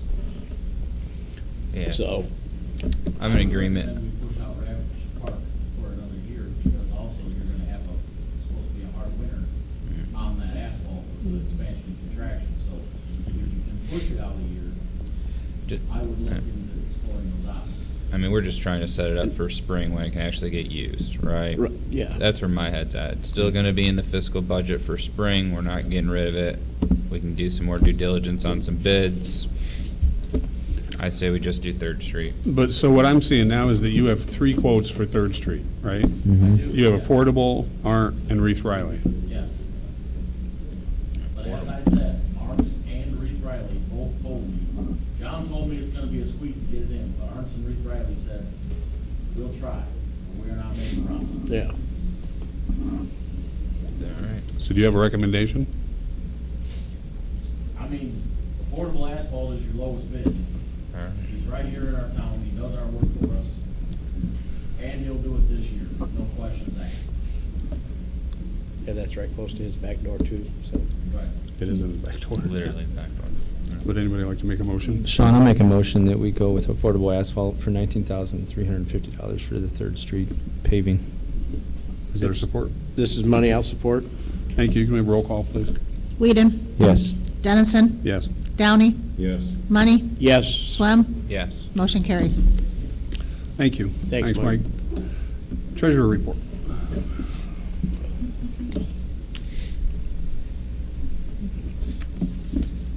Good evening, Mayor and Commissioners and members of the public. Stephanie Powers, City Treasurer. I do have a treasurer's report for you tonight that centers on the bank account balances. We like to take the first meeting of the month and give you an idea of what our bank accounts are showing, which I did include in your packet. There is a account balances for on our credit union, interest earned year to date. Also, you will find the Honor Investment Services account summary through the end of August. I also have included your bank account balances from TCF Bank and also our interest earned there year to date. I would like to, the first paper does go over our expenses this time, and I do want to note that they were $208,937.72. $60,210.87 was paid out from the general fund, which did include $24,251.18, a payment, the first payment that was made on the Bobcat, the snow blower, and tool cat. And we will have one more payment next July, and that piece of equipment will be paid off. $1,038.47 paid out of capital projects, $623.50 from downtown development, $135.03 from major streets, $37.22 out of local streets, water and sewer, $145,727.88 was paid out in expenses, of which $118,874.93 was a progress payment for Davis Construction. We do have a balance remaining on that project, which is estimated at $1,146,331.04, which also includes the retainage, which that is not very much left considering. I would say we're 9/10 of the way on the oxidation ditch project. So that was a nice thing to see. So then we had $1,164.75 paid out in trust and agency. That was our expenses for today. And I do, you can see that the reports are changing a little bit as we get into the BS&A finance software. And we're now at the point where I would say our choices are great on how the reports should look. We're now, where we didn't really have a lot of options, we have lots of options. So we're rapidly learning, trying to figure out how the report should look.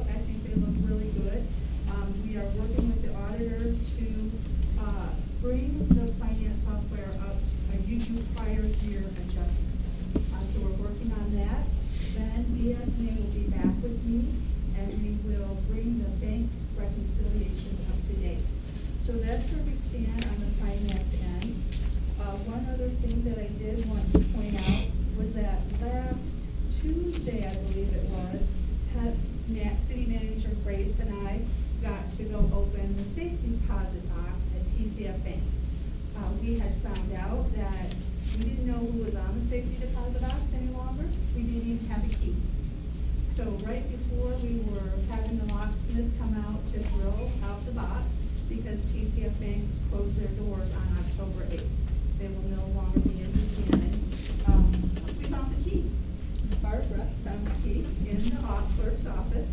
So we went down there and we opened up the safe deposit box that had not been opened since 2000. And let's hold our breath. We're just a second. Okay, we found a pair of scissors and some paper clips and a map of the city. And most exciting of all, a combination to another safe. And one rubber band. And one rubber band. Exciting stuff. Gold bar. Right. City manager did take pictures of the contents. We weren't sure where the other safe is, but we think we know. And it's intense. It's like 20 steps. It's like a Mosler safe that you really got to think about to open. So we're excited. We felt like we were on a treasure hunt. It was sort of funny. So now the debate is what's in the Mosler, and will the combination actually open it? So all the secrets. you that found we'll more than they reveal. found. We expect to find out the contents at the next meeting. Yeah. Man. So any questions? None. Thank you very much. Thank you, Stephanie. Okay, we're going to move on to unfinished business. The Greater Niles Chamber of Commerce, consider the payment of the invoice from the Greater Niles Chamber for, I believe it was $8,900, right? Does anybody have any comments? Want to start a discussion? As far as starting the discussion, I'm very interested to hear the other commissioners' position on this, because I know that there's been a level of contention on whether we continue to pay it, and have we asked of them everything we needed to justify the $9,000. And I think it's a twofold problem. That I would venture to say you guys have the same feeling, that it's difficult to make that decision because we haven't actually pushed them and made them earn the $9,000 either. I mean, I think that's been true of the last 3 to 4 years of different commissions. Yeah, Jeff comes every year and, makes the proposal, but we haven't seen much from that. So, And a point of reference on that. So let's remember that he has access to a software system that will give us cell phone data, not to have information about the personnel, but their interactions with the city and how they function within the city and where they happen to access business, how long they stay, what they do, when they access it. I know, Mitch, you can speak to that as well, that they use that type of data quite successfully during their first 420 style event in another city here in Michigan. So now we have 2 instances to indicate that there's extreme value in cell phone data. And Jeff Ray has made that known to us, is willing to share that information with us if so requested. And I think as we start to look at new businesses that are coming into town and we start to ask ourselves that, they ask us, what can you do, what kind of data can you provide, and how does that help my business? What does that look like in the future, and can I guarantee if I move to your city that I'm going to have X, Y, and Z? We plug into this software, and I'm sorry, Mitch, I know this isn't, but he happens to be one of the only few people in here who's seen that type of data, that there's a great value in knowing that information. There's validity to his statement, and I believe if we lean on him, that $9,000 won't seem as significant when we bring in a company that doubles, triples, or quadruples that ask of Niles Chamber. and if we start using it, then that's, that could be a plus, yeah. Agreed. But we need to start using it. If not, then that's $9,000, like Dan said, Yep, and here's the best part. We have an individual in this room, in addition to the individuals that we've given him allegiance to go out and find, that we ask of those people to justify that $9,000 spend. And Rich, I hate to put you on the spot, but if we approve it, not saying that that's going to occur because we have to at least 3 of us have to agree, that to some degree we hold Rich accountable through Heather, right? We can't do it personally with Rich, but that's something that as a commission, I believe that we have a responsibility to uphold as well.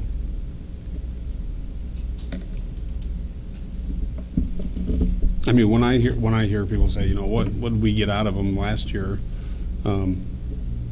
It seems to me they didn't go anywhere. They were still there. They still had all the resources. They still had all the people and the technology. We didn't utilize them. So the onus is on us. Agreed.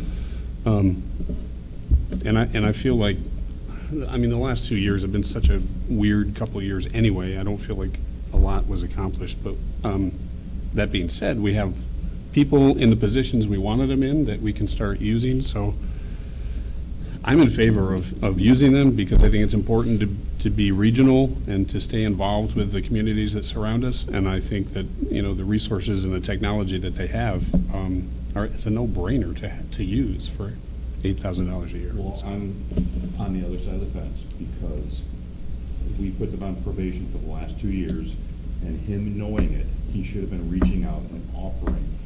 He should have been in contact with our Chamber of Commerce. He should have been in contact with our DDA. He should have been in contact with Rich, and he hadn't been in contact yet. When we hired Rich, I had no idea we were going to hire a grant writer to work for Rich. I had no idea we were going to link and create another position with the Chamber of Commerce to work with Rich. I asked 6 months ago for a breakdown of duties, how they were going to be split up between the city economic developer and the Chamber of Commerce, and I still haven't gotten anything from it.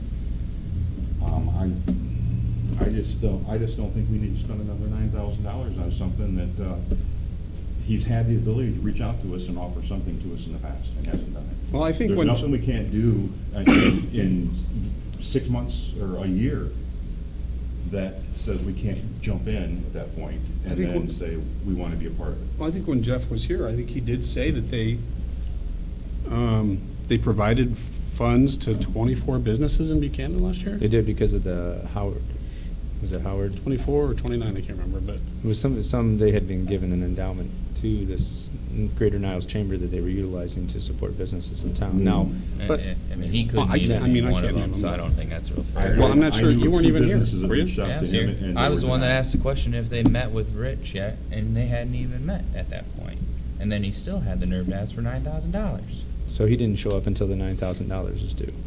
When we postponed it, we wanted them to meet. That was the plan. There was going to be discussion on how we can get things moving forward. I'm not against spending money on data, but data without a plan is an irresponsible spend. And is it worth $9,000 or is it worth $4,500? Like, if we don't have an action plan on how we're going to use it, why are we wasting money on it? What And we about have that? another group that's coming down here and actively working, and we're not spending a dime on them. And they help with the social district stuff and other Southwest things, and we're Michigan not Chamber. having conversations with them, so why are we taking it at face value for $9,000? Well, maybe he'll sell us the same product for $2,000 as we work through what we're actually getting from it. That's what I don't get yet. Maybe is- we ask him for 2 years of credit for the $18,000 we I mean- realized on probation. I think we need to do something with them. I'm not against that, but $9,000, in my opinion, that ship has sailed. We've done that for how many years, didn't get our value, based on what you guys have told me. I just think there's ways we can have that conversation differently and partner with them in other ways. Well, I still think a lot of the fault is ours, though. I agree. mean, I think that They're the the ones people that getting we paid. had in place weren't necessarily taking advantage of the resources that were available to them. They're getting paid to do a service, and we're not receiving our goods in return. That's not how it should work. Well, but they're not going to be here banging down our doors, seeing how they can. That's their give it- job. That is literally what they are supposed to do for our community. It's not give them a check and do nothing for us in return and come back next year. They need to provide value for their service, in my opinion. Well, and I think that if his benchmark is to say that he has access to this software, it begs the question, how much is the software, right? Maybe the software is $9,000 and we're sitting up here arguing for not. Because if the only thing that we're looking to get access to is the software, because we've obviously proven he brings nothing else to the table, if that's his only card that's in his deck. We should buy that software for But I don't- Buchanan's. yeah, Chamber of exactly. I don't know that Then that's we fair, need to that have he it for just ourselves. say that they didn't do anything. I mean, I guess to Patrick's point, if we have a Southwest Michigan Chamber has offered up their services multiple times with no ask in return except to give them some credit for their interaction with the city, And yet, we've got nothing from Jeff Ray in 2 years at $18,000. He's here asking for another 9, but has done nothing to. Probation for 2 years. Right. Nothing Sean, I to- agree with you. I'm not trying to belabor this situation. I just think that, if we go and spend another $9,000, I'm afraid that he's going to show up the next year and ask for another $9,000, and we're still going to be in the same situation.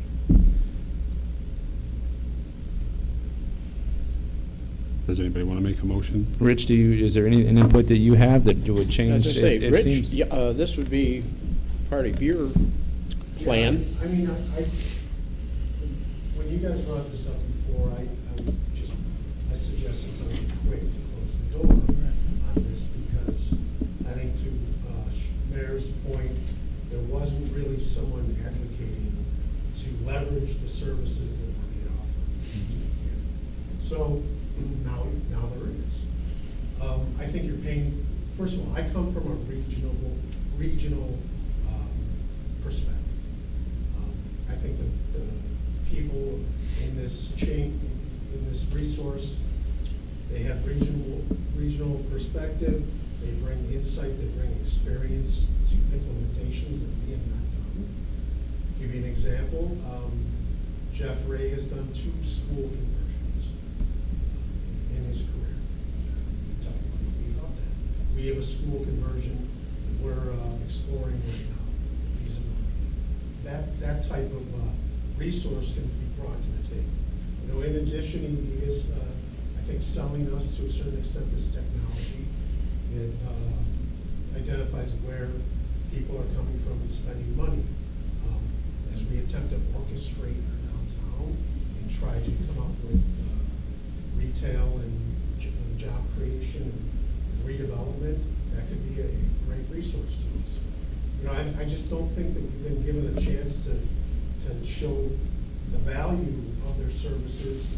You can't just sit here in Buchanan in your office and not answer the phone and not engage and expect economic development to happen. You gotta go after it. Well, the other thing I find interesting too is when Jeff was here, one of the things he mentioned was that they've kind of changed their focus in the last couple of years. They were going after these big, humongous projects that they've realized they were wasting their time trying to land. And so now they've turned more internally to see what they can do here at home rather than trying to go land these big fish.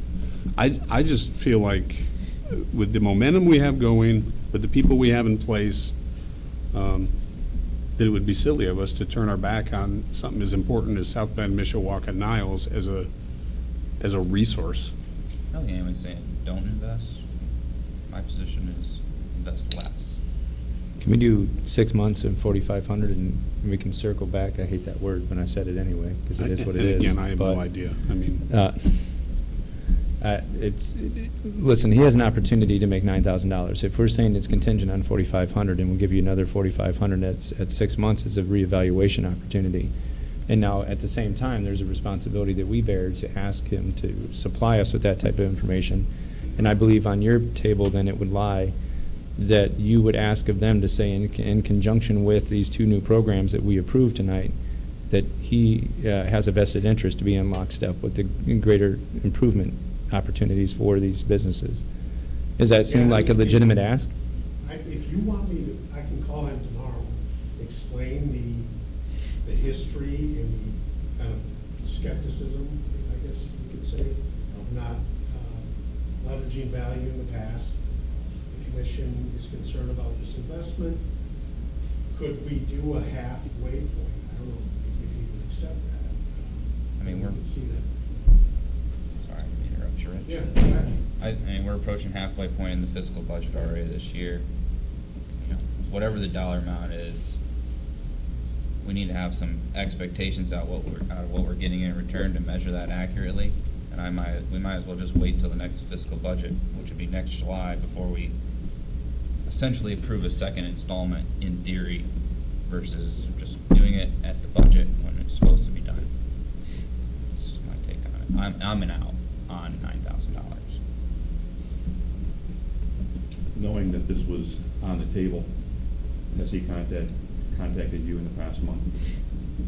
Well, we were at his meeting a couple of weeks ago, where he unveiled the technology resource.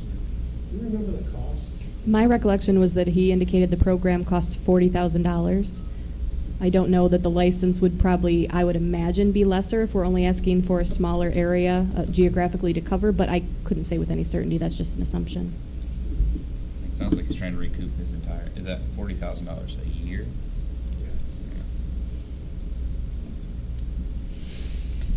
I think we're focusing too much on that technology. I think that's one tool that they offer as a resource. And I think to say that we're paying $9,000 for that technology alone is probably not true. What else do you feel like you're getting? Well, I was just going to ask Rich, what do you, go on, I'm sorry. Trying to quantify the tangible benefit Right. to his members. So that's why he brought us in and presented the tool, showed us how it worked, offered to come into our community and apply it. And run reports, so we learn about where people were coming from, where money was spent. I got an idea. Not to interrupt you. Yeah, right. I remember going to a restaurant, I think it was Sailor's Pizza, and they had a map. And when people came in, they put a stick pin where they were from. We could do something like that, couldn't we? That's essentially what it is. Exactly. But involves everybody who walks around. We can do it on a piece of paper. Fill this out before you leave. Well, I mean, I know there's a lot of skepticism, and I know that at least two of you don't feel like you want to do this, but I'm going to make a motion to approve the payment of the invoice from the Greater Niles Chamber. Is there support?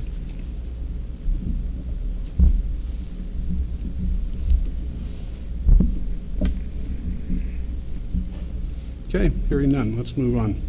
Pinnacle Emporium's 420 event. City Manager Grace? I believe we have someone from Pinnacle in attendance who is hoping to discuss the request with the commission, with the mayor and commission's approval.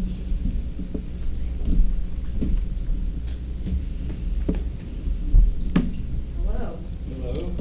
It's Good Randy evening. with Pinnacle Emporium. Rosa Salazar, Pinnacle Emporium. I got a couple of things to hand out here. I did email this over to Heather and Barbara earlier today, but in case you haven't had a chance. I did Thank you. That's all right. We can share it in the Facebook. Yeah, sure. Thanks. I didn't bring the original.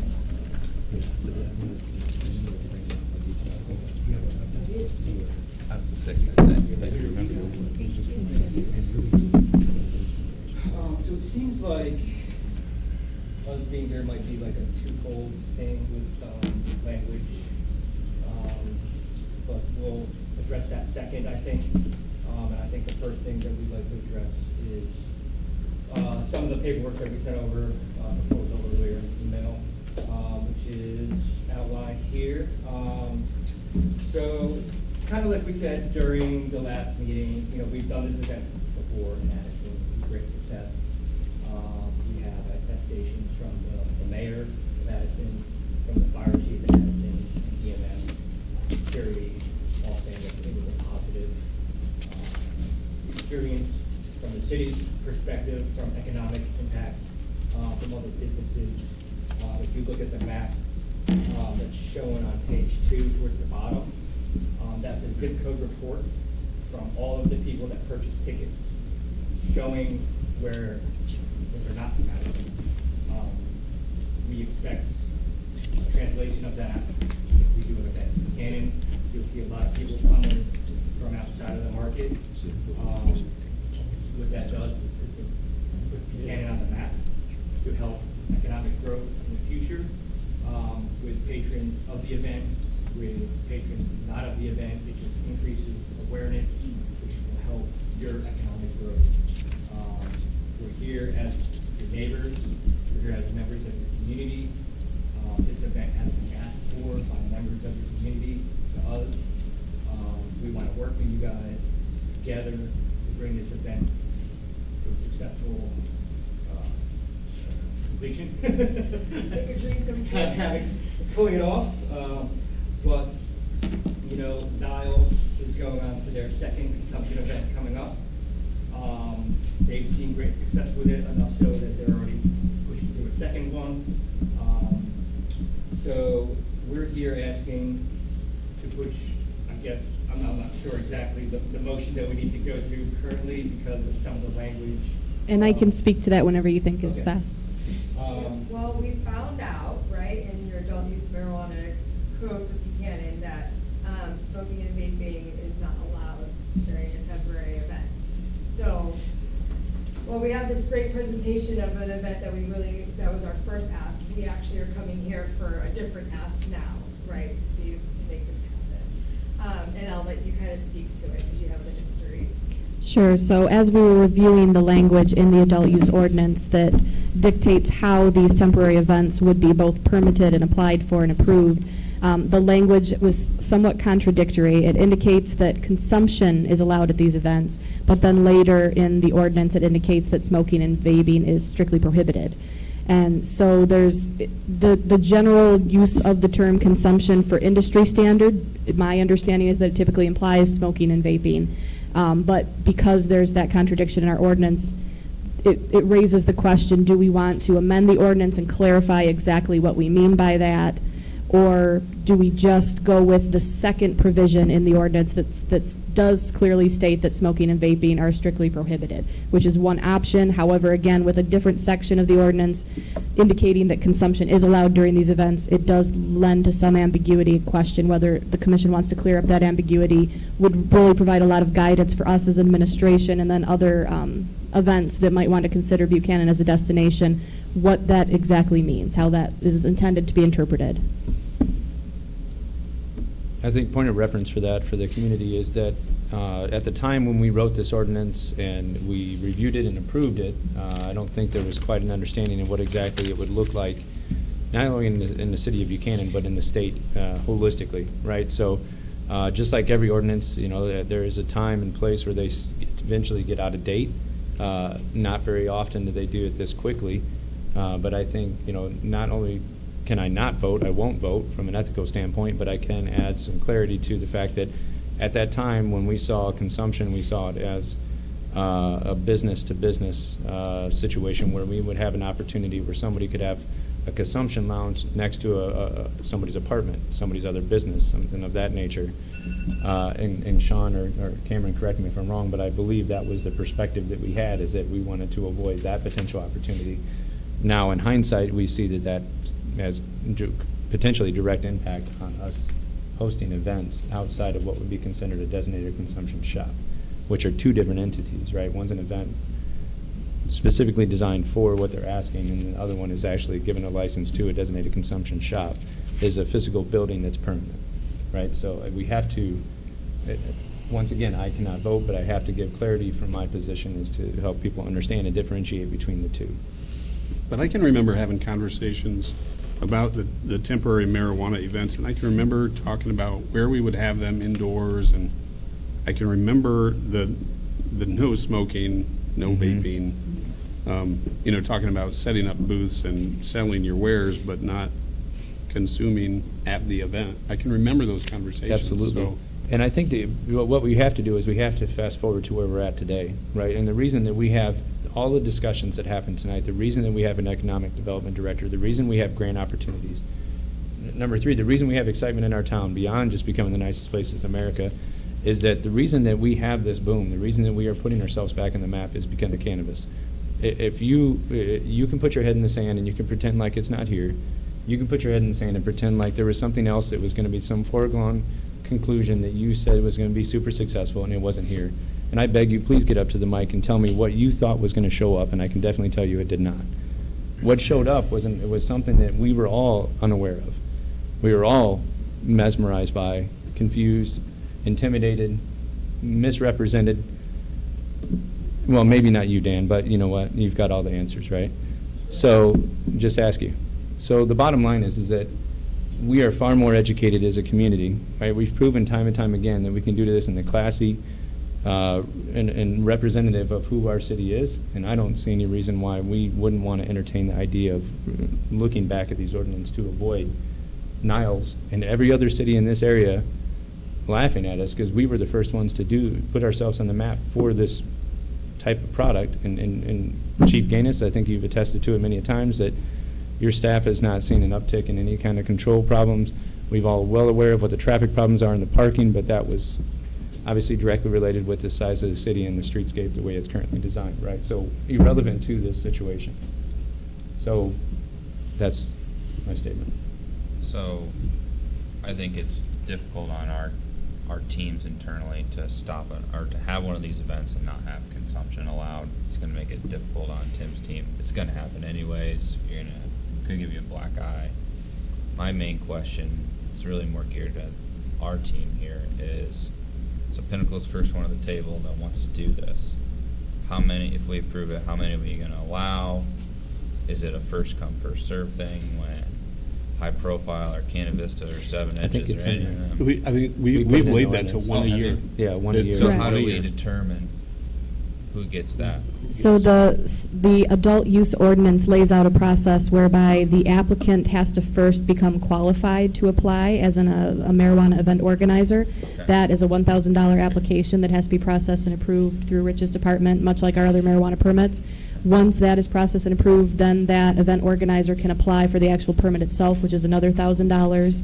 And then there is an additional $500 per day, so depending on the length of the event requested. Once that is all properly paid for, the permit fees, the applications are properly submitted, reviewed and approved internally and administratively, they go on to the commission for approval, just like all of our other marijuana permits. And if there were multiple applications at one time, you guys could review them at one time. Otherwise, it is somewhat first come, first served. Not that you guys have to approve it, but you would review them in the order received, as we do our other marijuana permits. I mean, I do think it's a little silly, if we were going to have all the local breweries down to the common to set up beer tents and then not let anybody drink the beer. So what's your recommendation on how to change the ordinance? So it could be relatively easily amended to just remove that provision that strictly prohibits vaping and smoking. You could either just remove that section completely, or you could indicate that smoking and vaping and other consumption, if you want to define that further, that's up to you guys, is allowed only in the parameters of these permitted events. And I think we could accomplish that relatively easily with some insertion of some language and just a small amount of amendment to our existing ordinance. When I first read this today, my thought was, we can't start just changing things randomly just because somebody requested, because we run into that before. But seeing that there's a contradiction here, I'm asking you guys now, what can you guys do different? The fence that surrounds it, how tall is that? Is that 6 foot? 6 to 10 feet, depending. It is a visibility fencing where you can't see through from the outside, which is for the MRA requires that. Even by the entrance, you'll see an extended fence line so that you can't see into where consumption is occurring. And that's for if children are walking by or neighbors and things like that, so they can't see inside of it. We have security. We work with state officials, city officials, everybody along the entire process to make sure that there's no surprises the day of the event. Everybody's fully aware of what we're doing. We've communicated everything to the proper authorities. Had a conversation with Attorney Gaines, I believe, on Friday. He had a couple questions. So we like to have dialogue and communicate our intent through the process. Well, that was the other thing I wanted to make clear, though, was that Chief Gaines had looked through this, he'd spoken to you. He tells me he feels comfortable with your program, so. I also want to remind everybody that this is regulated hardcore by the MRA, right? Like everything that we do, we have to follow guidelines, and they have to, they wait for your approval to approve us, but they loved our event. We were the first ones who made history doing it. We were the first consumption event in Michigan was happening on Pinnacle. So we made history on the first one. We like to make history again. If you do pull up this other stable packet, that just gives you an idea of what we have to submit to the MRA. Right. Those are all the steps that we have to go through and documents that we submit to them. And then we do go through visual inspections with them and through the whole process that you work with us to make sure that we're in code and have a successful process. I do have a question, and I'll kind of direct it towards Chief Gaines. Years ago, when Buchanan used to have their Labor Day celebration. And they were putting in a beer tent. They were talking about putting a beer tent around the Commons area. And the reason we could not do that is because of the proximity of the Methodist Church right there. Does that still fall in? Well, the 500 feet is still in our ordinance. It says temporary things can't take place within 500 feet of a. 500 foot of a church or school or daycare center or something. So that's other So we are. it's more language we're going to have to consider We're changing. good with that? in order to We're approve. good with that? That answer your question, Commissioner? I mean, yes, that's in our ordinance, so those are some things that if we're gonna have this event, we're gonna have to clean up the language of the ordinance, because there are some things in there that we would be violating. So it really depends if the commission is favorable towards amending the language to allow for these types of events at all. And if that is the case, we would perform a more comprehensive, complete legal review for making sure we're removing any impediments, presenting you with that amended language and putting it forward for a vote. Yeah, because is marijuana regulation like that at all, where you have to be a certain distance from a school or, I imagine, yeah. So you've scoped that out That from the in that state is. area? Yes, we do. And Lauren So, does yeah, that because, for you know, distilleries and wineries Yeah. too, so. the old people will jump on this. Okay. Did you have something, you raised your hand there, so. I was going to add that, you know, if this event does get approved, that it could turn into an annual event, it could turn into multiple events that are non-cannabis related as well. Or it could go really bad and we could say you can't do it again. Yeah. We're really good, like our first Go one, great, then you'll like the have other to one, do another one. and then, you know, you'll ask us to do another one, like Addison has asked us to do another one. I can tell you that, I'm very happy with it. being the one that's in the store here in Buchanan, and knowing all the locals who do come in and visit me, because they get a local discount, and they make sure that they get it, that they want this. You know, I talk to a lot of people. I can get you the data of how many people come in, you know what I mean? And then the people that came in after our event from Addison, the map shows you how many people came from our area. Like the people from South Bend, Mishawaka, are people who come to Buchanan to shop, right? And they went to Addison to the event because we promoted it. And they had so much fun. Best event they ever went to. Cleanest event they ever went to. You know, it was great. Great feels afterwards. Great feels. Would anybody like to make a motion to direct the city administration to make the necessary changes to our ordinance to move the Pinnacle Emporium 420 event forward? You in support of this? Myself personally, I think that it's something that could bring further economic development to the community. I think that we are going to be extremely vigilant with safeguarding any public safety aspects of it. Both myself and Chief Gaines, as well as Director of Public Services Mike Baker, have reviewed the logistics side. With the reduced number of anticipated attendees being dramatically reduced from around 5,000 was the initial ask, 3,500 to 5,000 down to, we thought, a more appropriate 1,500 max. I do think that it's doable safely. And so I think that, as Mayor mentioned, if it goes badly, we'll know not to do it in future, but I think nothing ventured, nothing gained sometimes. And we're trying to be as safe as possible, and I feel like those safety mechanisms are in place. I think there's a point of reference, right? If somebody had mentioned if we were to have, I think, Cameron, I think you had brought it up, is that we were to have a brewery, event downtown, and the local breweries from Watermark and from Greenbush and all of these, right? Nowhere near, not even in the same ballpark as the regulations and the requirements that they're placed upon the cannabis industry to make sure that everything that is in question here is checked, triple checked, quadruple checked, passed through the city. I mean, this is so comprehensive that most people in this room wouldn't even want to take the time to go through this, right? And so I think that, if there's safety concerns, that, in all honesty, they would have more safety concerns over a brewery event than they would over an event of this nature. I want to agree that technology that you were talking about is device ID tracking, geofencing technology that tracks your cell phone, and we plan on incorporating that data into this event and our shop also.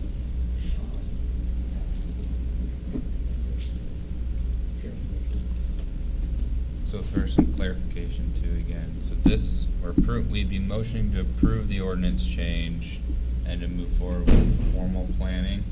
Are we approving the event as a whole? Well, technically, we can't approve the event as a whole with the ordinance as it's currently written. So we couldn't entertain a motion to approve the event until the ordinance is officially amended. So we're looking for guidance, whether you want us to move forward with presenting you with an amended ordinance for an up or down vote. There's no disrespect, there's financial gain for the city at the same time for us to look at what our piece of the pie of this outside of economic development is too. So and I haven't seen anything yet, so I'd like to see that. So, but I will move forward with motioning to do the due diligence on the necessary ordinance changes needed for us to move forward with a formal proposal for approval. Is that sufficient? Yes, that would be sufficient guidance. And I would support. We have roll call, please. All right. Swam? Yep, Oh. well, yeah, it's clarification. Now, is this going to be for special events only? Because I think Heather brought that up a minute ago. Special There's two events different- only, or? Yeah, because there's two Maybe different, there are two different licenses, so yeah, when I think you're, to a point of reference, when we start going, Because if we I have to okay abstain from vaping and everything. but- smoking in public, I don't want it to be all over Buchanan. Sure. My understanding just was that it would apply just to the temporary in this- event, This was but it's a area. good point of clarification. Tim. Temporary marijuana events. There we go. If we could edit the motion to reflect that. Okay? All right. Swam? Yes. Whedon? Abstain? Dennison? Yes. Downey? Yes. Money? Yes. Motion carries. Thank you. Thank you. Thank Thank you so much. All right. Days, avenues, trees, issues. So I can briefly just summarize, for those who were in attendance at our last meeting, this was discussed at length with some commentary from both the Buchanan Tree Friends as well as the Director of Public Services.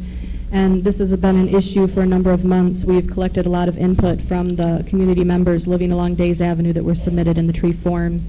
There was conversation by the commission at the last meeting, but a vote was not held up or down. And so at this juncture, I'm just looking for guidance. I'm totally happy with moving forward with just administrative action. I just want to make sure before I take that step that that's what the commission intends, or if the commission has a specific vision for how they want this addressed, and if so, what that vision would be. Preferably via a vote rather than just conversation, because it makes it difficult for us to interpret which direction is preferred by the commission as a whole. So we just want to make sure we're not taking a misstep on this issue.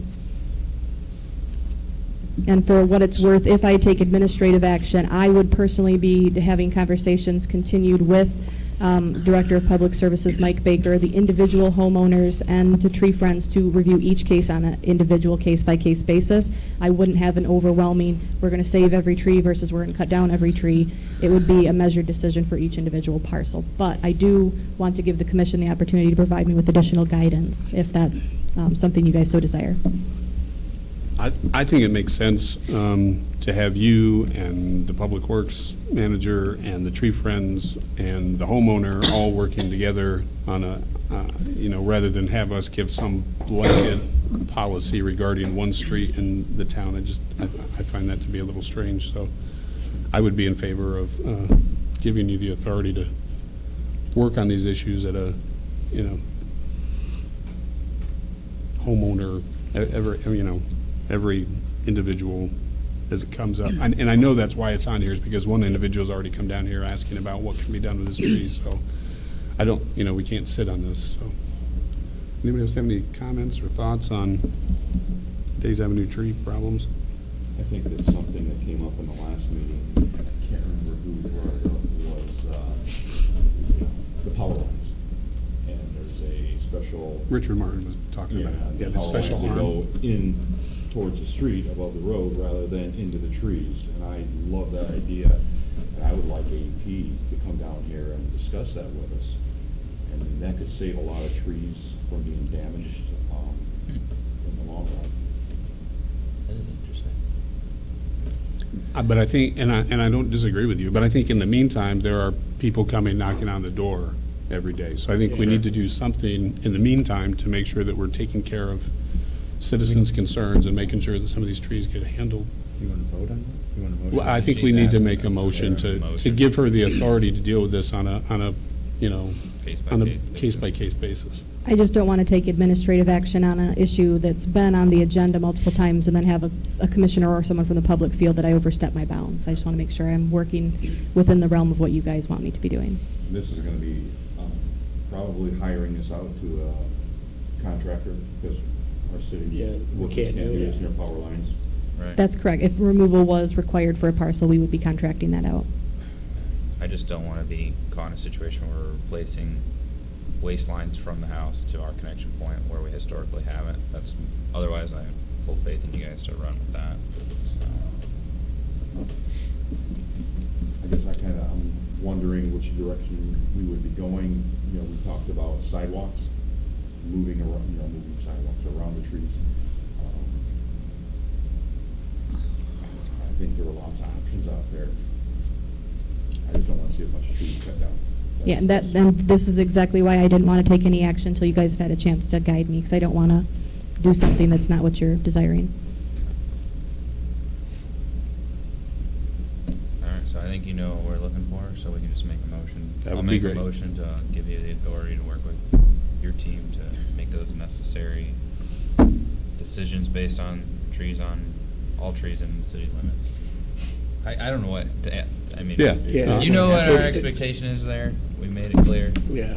Well, not to put too fine a point on it, but not entirely, because Commissioner Downey indicating the sidewalk, does that mean that I am to wait until I get quotes back and present to you guys for a sidewalk? I mean, not to put too fine a point on it, but I don't want to remove some trees and then be told in a few months, well, why didn't you wait till you got this, Fair enough. I mean, you have $5,000 spending limit. You know where that's at. You know the goal is to save trees and to keep costs low. So as long as you guys are going to be okay with what decision I come to, I'm like I said, I'm perfectly fine to do that. As long as, you're using the team that you talked about. You're talking with Mike, you're talking with the tree friends, you're talking to the homeowners. We're making the best decision for everybody, I would think. I don't see any reason. It's just too broad from up here because those are some bad sidewalks, but they're not the worst in the city overall. There's some other bad areas too. So we're going to get calls from every corner.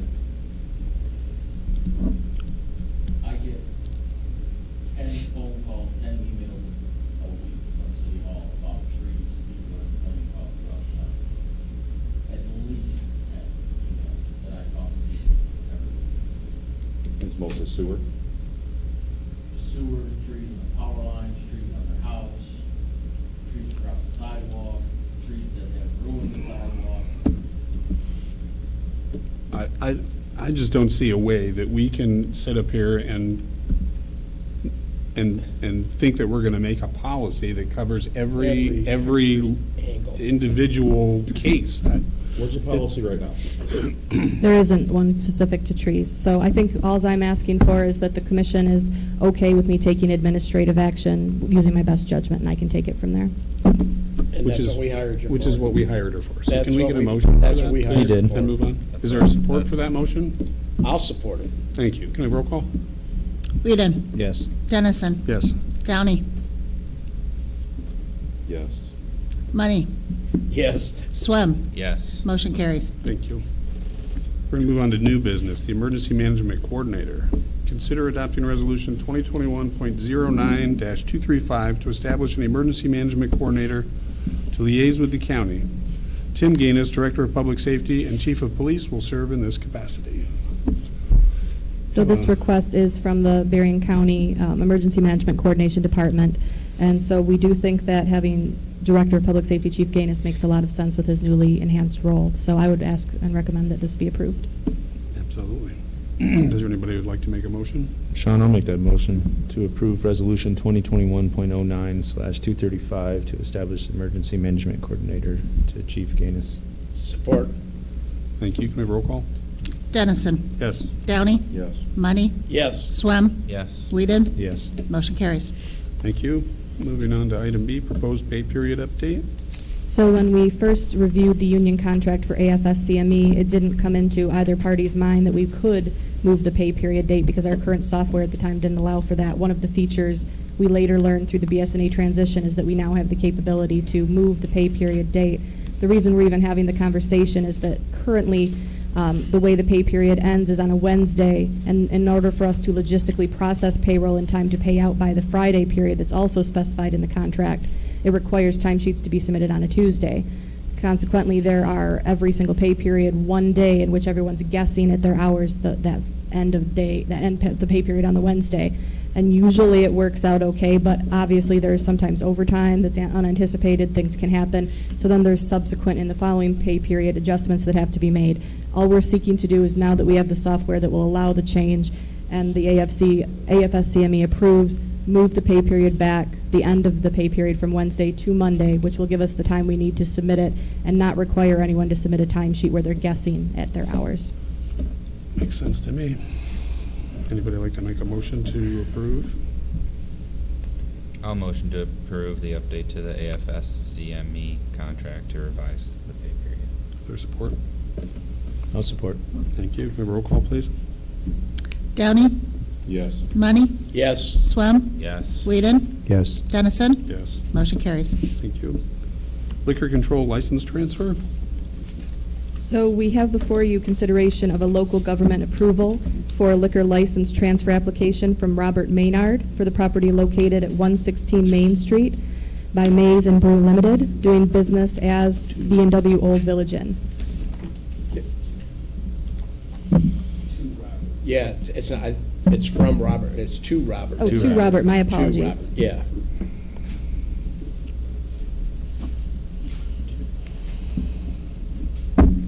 Anybody like to make a motion? I'll make a motion to approve. Yeah. You good? I'll support it, yeah. Oh, okay, I'll make a motion to approve the transfer, the liquor license from Mason Brew, doing business as B&W, to Robert Maynard. Money supported. Can we have roll call, please? Money? Yes. Swam? Yes. Whedon? Yes. Dennison? Yes. Downey? Yes. Motion carries. Thank you. Okay, and now we're going to go into, Yes, we're requesting a motion to go into closed session pursuant to MCL 15.268, Section 8H, to discuss matters subject to attorney-client privilege. somebody like to make that motion? I'll make said motion. Is there support? Support. All in favor, say aye. Aye. Aye. We will be back. Thank you very much. Get out of here.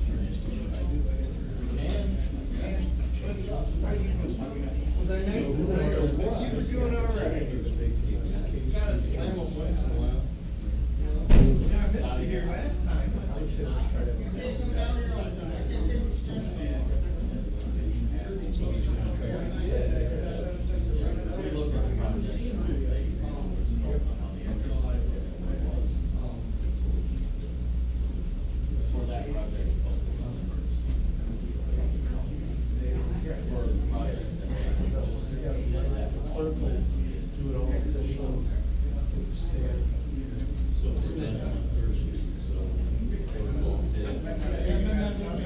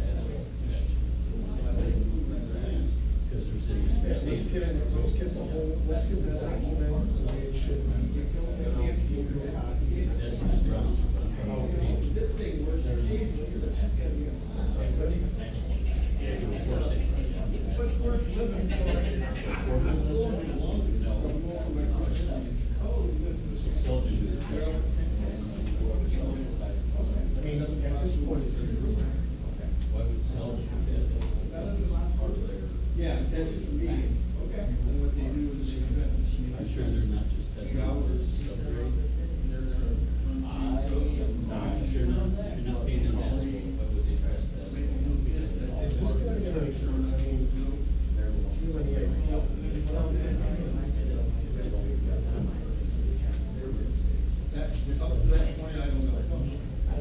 They have to find out that I'm eligible, right? I got good credit. I can make sure I'm not. You got insurance? I got Medicare. There you go. That's pretty good. You know, they got your salary. They want me to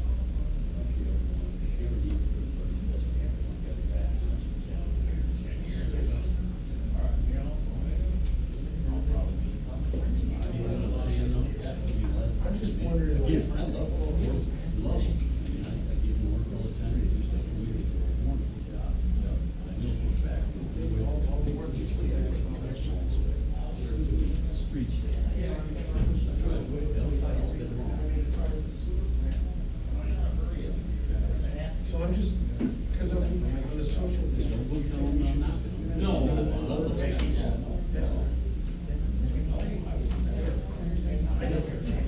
So you'll do it as soon as I get home.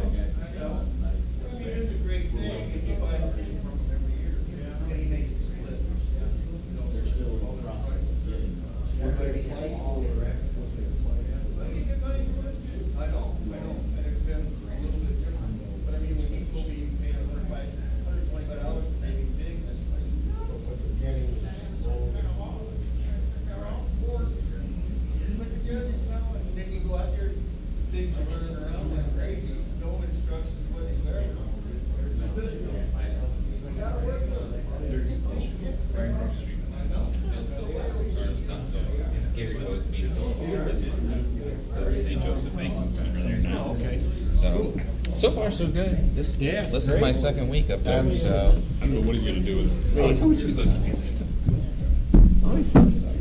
This guy. Everybody thought we were gonna be gone for like an hour. Yeah, look at Dan, he stands at the door. That was the fastest we didn't closed say session we we've hung ever out. had. Should have been another 20 minutes. We'd have gone. No, just kidding. We like that. Do we need to make a motion to re-adjourn? Yeah, we do. I will make a motion to Or- return from closed session I'll Returning support. to open session, yeah. to open session.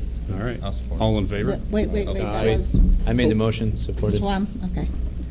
And technically, we are supposed to do a Roll call? roll call All right. vote for both of those. Okay.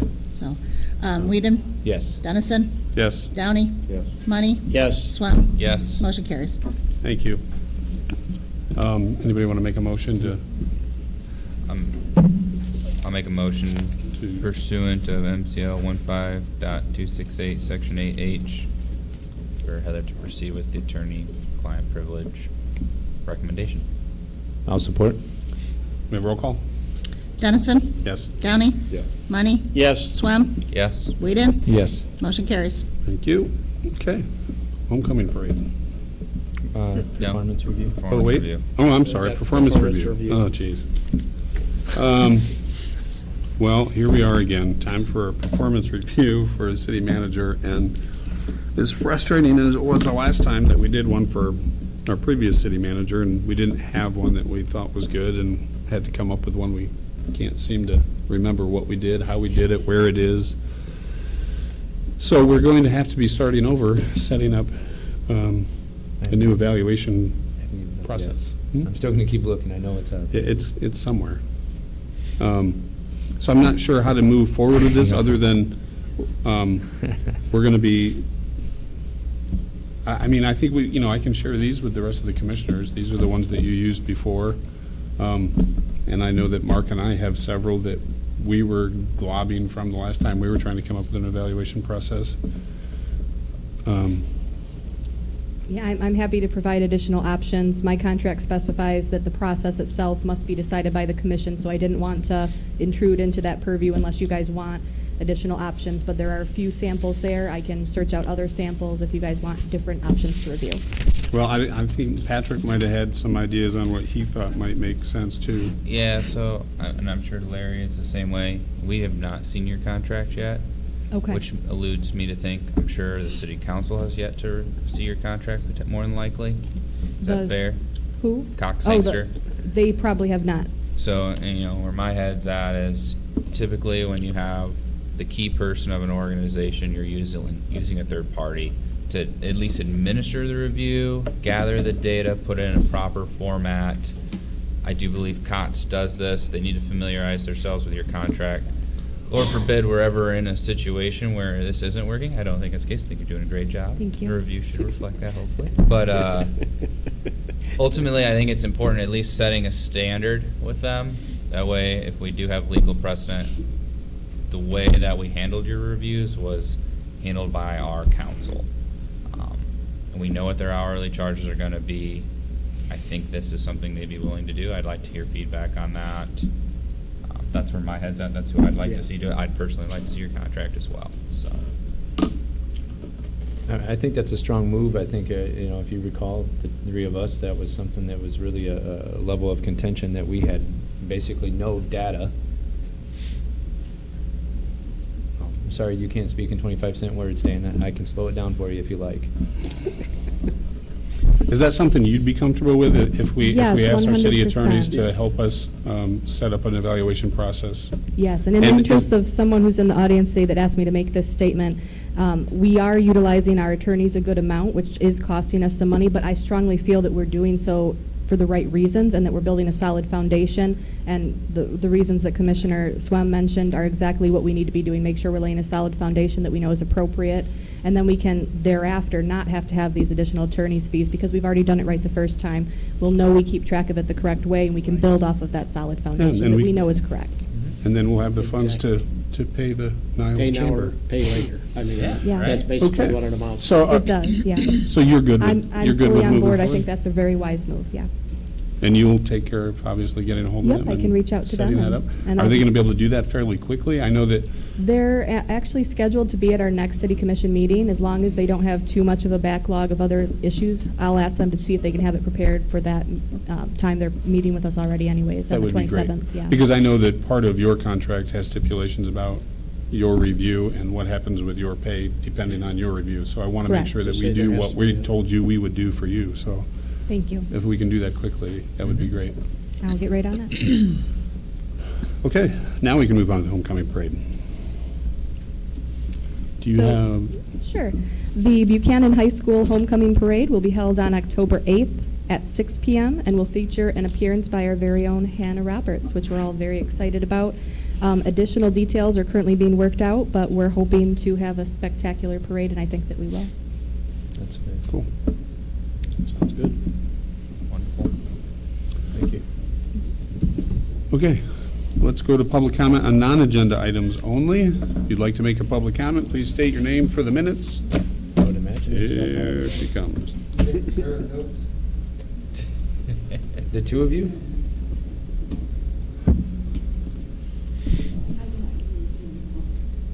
Norma Harris, 304 North Oak. I am asking you again for dial ride. I have not seen a written contract with all of the changes that you have been making. I have not been told when the board is going to have a meeting, and you only have 13 business days. When am I going to see something?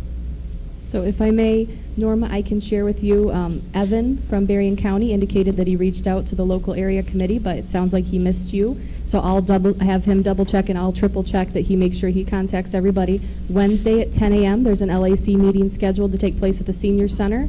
There's also going to be a meeting tomorrow. I'd like to see it on paper. Okay. Tomorrow at 11 a.m., I'm meeting over at the Niles Dart to finalize the contractual signatures that we need on the actual documents themselves. The representatives from Niles will be meeting me there so that we have legally executed documents that we can provide you copies with by tomorrow afternoon. It's because it hasn't been done yet. It'll be done tomorrow at 11 a.m., Norma, okay? I'll be sure. I'll have it in paper. Yes, I will make sure that I print some copies and leave them right up front for you as soon as I return from that meeting. I don't know how long it will be, but it's at 11. So once we finalize that, I know there's some additional paperwork I'll be doing with Evan at the Secretary of State's office to effectuate the transfer of the titles of the buses so that they can finalize that transition as well. So if you would like to come in towards the end of the afternoon, we should have those copies up front for you. Fine, and I can make recommendations that we, as a board, would like to have, or is that been dumped under the table and we can't find it? We're- We have 13 business days. Yep, we're open to anything you want to share with us, Norma. Thank you. What day am I coming? So at 10 a.m. on Wednesday at the Senior Center is the scheduled LAC meeting. Okay, I'll see Adam tomorrow, and when are you going to be meeting, so I come in here that day, in the afternoon? Tomorrow at 11 a.m. I go over to Niles. Yep. Thank you. Thank you. Thanks, Norma. Anybody else wish to make a public comment? I'll only use 30 seconds of your time. Good. Mark, I'm not making fun of you. Wouldn't You matter. lectured me one too many times about change. Most of the change that happened down here happened in the 4 years I was down here because of my low personality. So I don't really want or expect any acknowledgments, but the sewer system was done because it was ready to cave. And instead of costing us $9 million, it was gonna cost us $20 million. So I wasn't the one that implemented that, but since I have background in that, I went down there, and since I was on water and sewer, I went down there and I said, are you people nuts? And it voted unanimously. So you'd have been 3 years behind that project. DPW started 6 months after I became a commissioner. But we didn't have anybody here that wanted to do anything, ever. So, that being said, the trees, I think there is an ordinance, and I'm gonna look and find it, because I think it was put in there. The residents are liable to a degree for their sidewalks. And I don't know why the city just don't go out and start saying, and we'll attach it to your taxes. And the trees, all you gotta do is come down here, and I'm really worried about the trees and the buddies getting trees cut down and other people not getting trees cut down, because that's how it's gonna work. And I got a couple of them watching, and I know it's gonna probably happen. And I'm not trying to pick on anybody in particular. And metal form, they have access. They do have access. He stopped using it because it's gonna cave in the creek. DPW has always wanted to move out of there. Metal Form asked 6 years ago to buy that building you're gonna get crap for money from them. And then the buildings, nothing's gonna get done to it, because all you gotta do is go walk through Meadowfall. You guys need to go down there, you need to go in the tin shop on the hill, look at our buildings, and that road, I actually had to get a hold of FedEx corporate to get that road fixed, going to their driveway. They have never given us any money to maintain that road going to their driveway. So I mean, don't stall DPW, put it where it's at, spend the money. Thanks, gentlemen. Thanks, Dan. Thank you. Anybody else wishing to make a public comment? Okay, seeing none. City manager comments?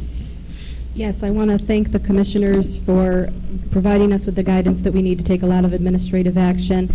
I hope that those who are still in attendance and the public who was here previously are seeing that we're making a lot of strides and a lot of forward momentum.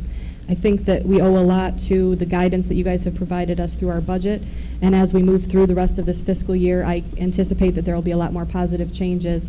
There are a lot of, as Rich mentioned earlier, at this juncture, confidential developments in the works, but I strongly believe that by next summer, you'll see a dramatically different and much improved downtown Buchanan, and I can't wait to see it come to fruition. So thank you, everybody, for your allowing us to take these steps. We appreciate it. Thank you. Commissioner Whedon? I think only topic I wanted to cover, Stephanie, when we were looking over the budget and we were looking at pay raises and adjustments and steps, right, inside of that spreadsheet, and you showed how their current pay, what their increase would be, and then what the total financial impact would be for each year, right?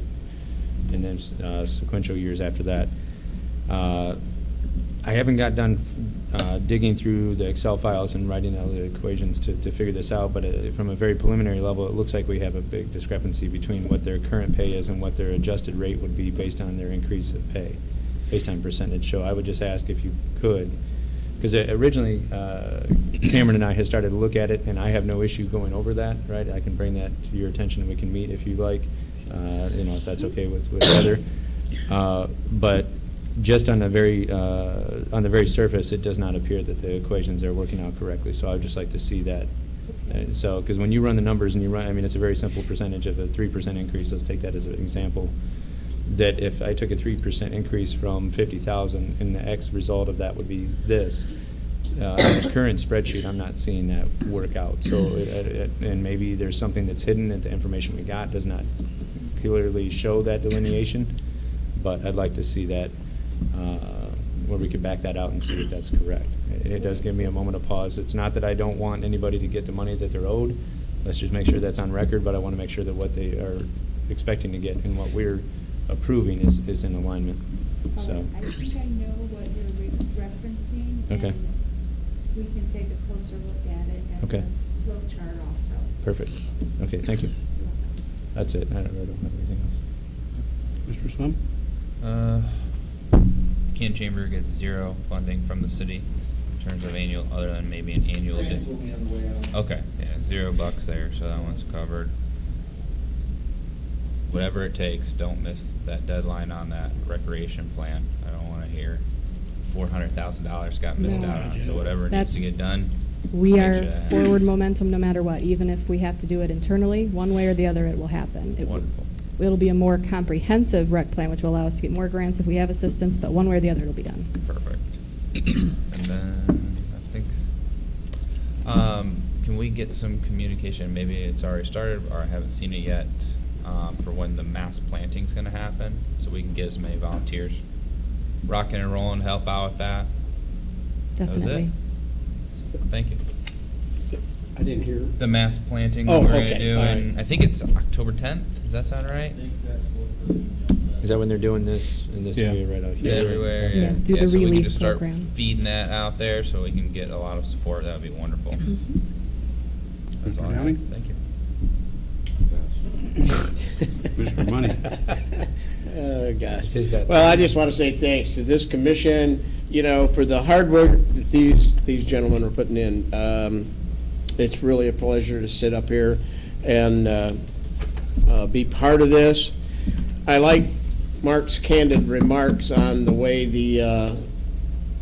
basically the sludge has been put off for such a good number of years, and it's going to roll downhill, and it is going to fall into our laps We're the ones that's gonna have to answer the questions. But, you know something, I guess that's what we took this on for, and hopefully we do it in the right way. Thanks to the guys sitting back there, Scott, Rich, Mike, for everything that they do, and the ladies up here, because, you know, without what you got, or what you do, we wouldn't be able to do what we do. So, I just say thank you, and I'll always say thanks to Dan and Chief Gates, so. First time somebody's thanked Dan. And I in a still long haven't, time. and I haven't forgotten about the text message, email messages you sent me about. So, we will discuss that. Thanks, you, Mr. Mayor.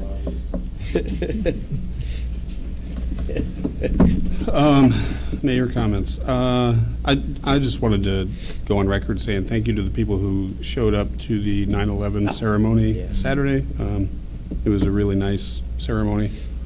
And I don't normally hammer on you guys, but I like you, so I'm going to tonight.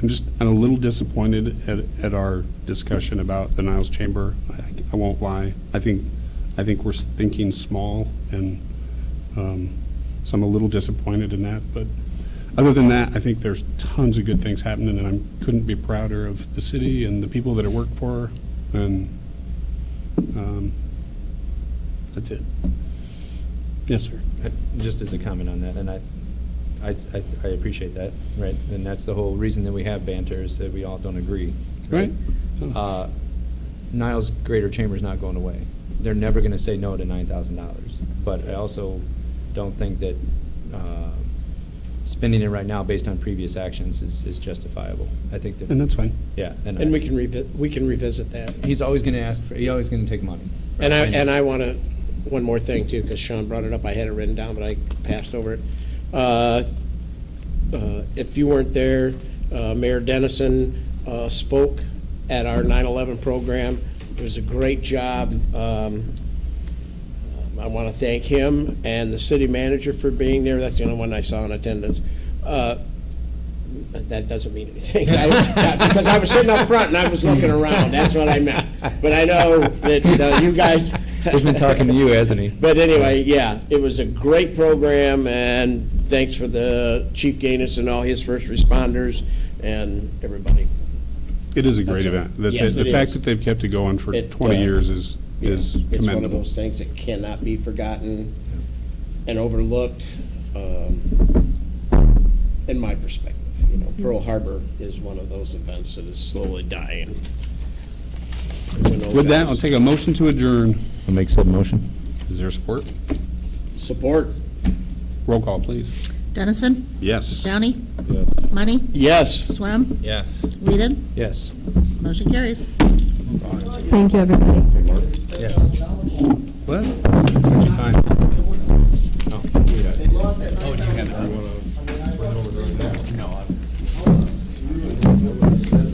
No, absolutely.